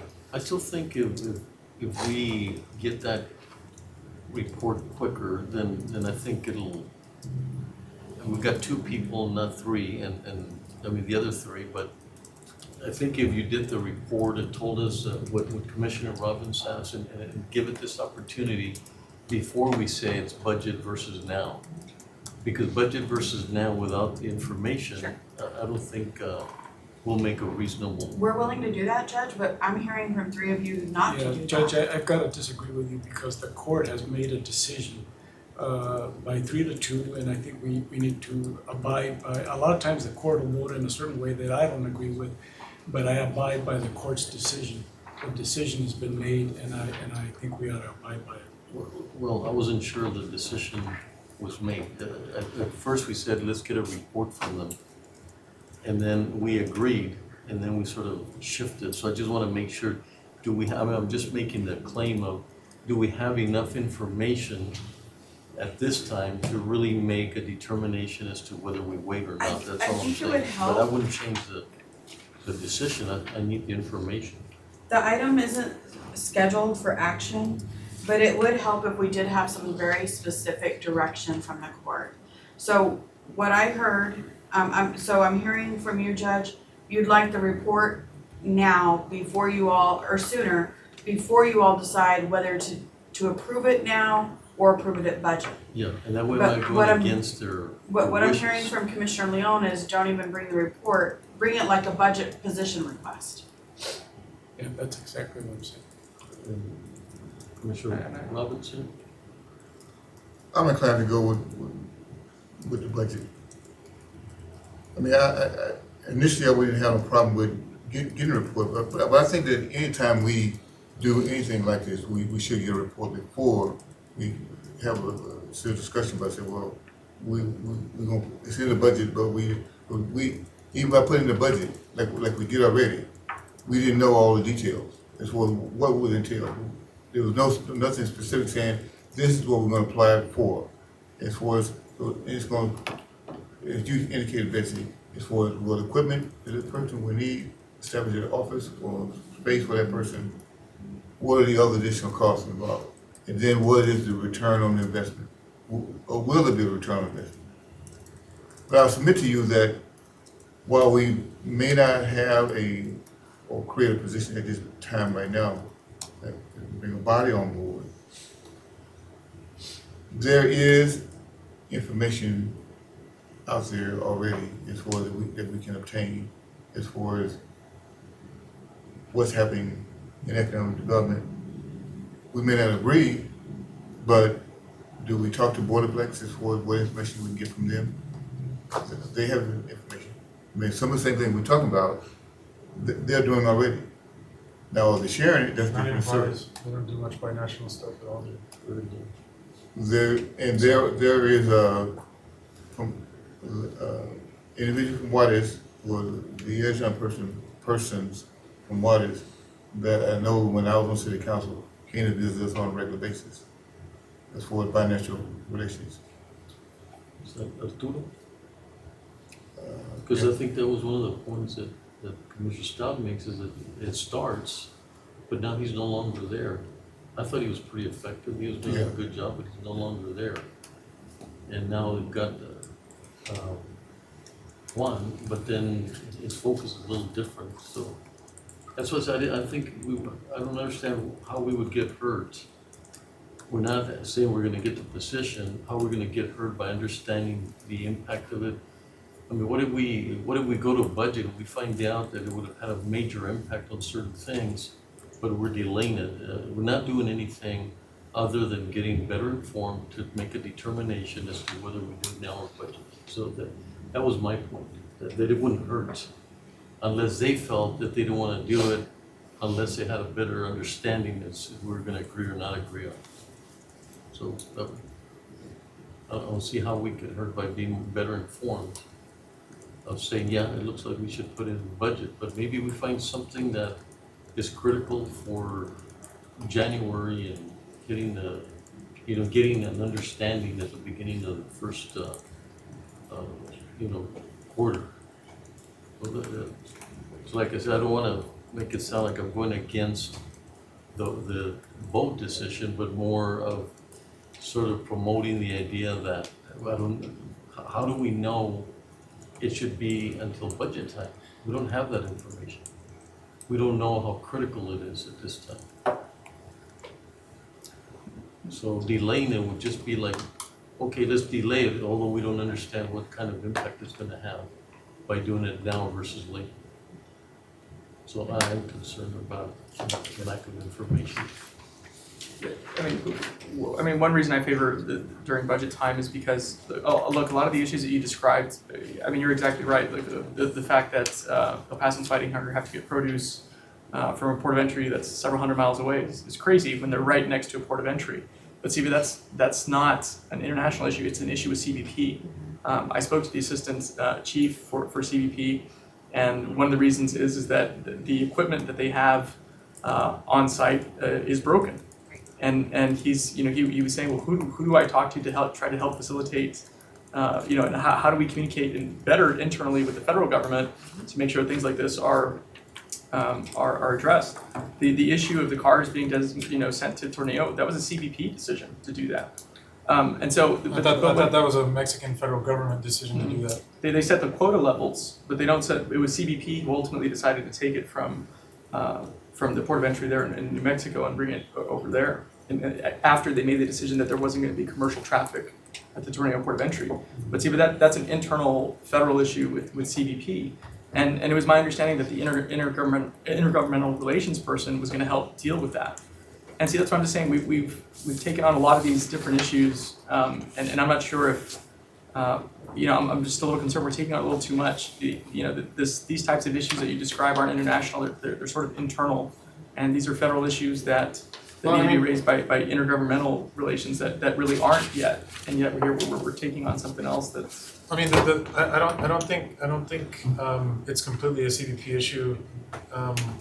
The produce and agriculture, because there's no infrastructure on the Mexican side of the border. That's what I understood was why they stopped allowing commercial traffic to come across, because they weren't having enough commercial traffic coming across because there is no infrastructure. No, Commissioner. It's basically a bridge to nowhere.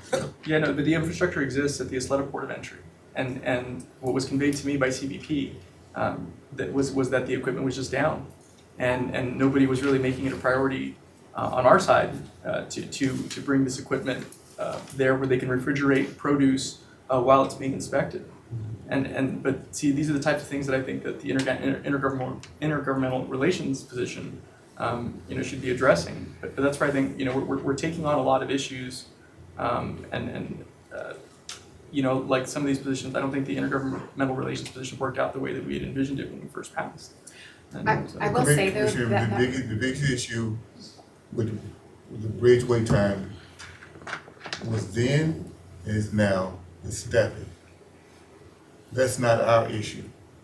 It creates a problem for us, but it's not our problem because it's the federal government as far as their staffing. They don't have enough personnel. If you talk, I derive my information one from when we had all these discussions long before we decided to start putting this $2 million into that pot of gold, which we have not derived any real benefit from, and we're still doing that. So basically, rather than the federal government bring in more staffing, we're paying for overtime. And at the same time, you look at the number of lanes they have and how many are open on a given time. They don't have all the lanes open. So which means that you go back to your point where the vehicles are sitting there waiting to come across the bridge because all the lanes aren't open. So you got, how many lanes? Well, 12 lanes, and you may have half of them open. So how many vehicles gonna come through? So the vehicles are sitting, waiting. It hasn't, you say it approved, but if you look at all the reports that were generated, and I used to get all the reports when I was on council, as far as the reduction of wait time, it was not significant. And I will submit to you that it's still not significant because in the evening, but right now, go out there in the central area and look at the vehicles sitting on the bridge, waiting to So go across and to come back across. So what do you, okay, I'm gonna throw back something you guys used at me, okay? You said she's recommending we hire her, we're recommending her. She's making a recommendation, she thinks it's gonna be important we do it now.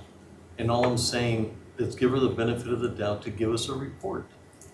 Or do we just say no? Okay, done all that work, Andrea, no, that's not important, that's not your recommendation. You guys use that when we're talking about purchasing. Now, we've got a leader who's done a really good job, and all I'm saying is, give her a chance to support her recommendation, period. I'm not saying, let's vote, we're gonna do it tomorrow. You guys don't change your mind, but at least you have the benefit of that department selling what they're recommending. And right now, we're just saying, nope.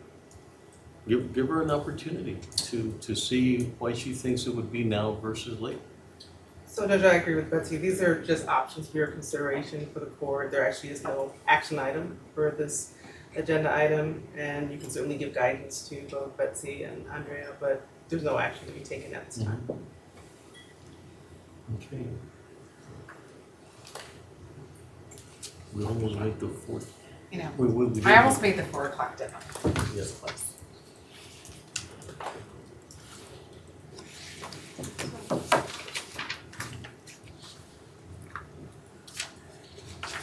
This completes all the items on today's agenda. Okay. Thank you, guys. Thank you. This concludes today's Thank meeting you. at Thank you for your work. 4:22 p.m. Commissioners Court meetings on YouTube. Go to youtube.com and search for El Paso County Commissioners or El Paso County, Texas. Subscribe to our channels to see our latest videos.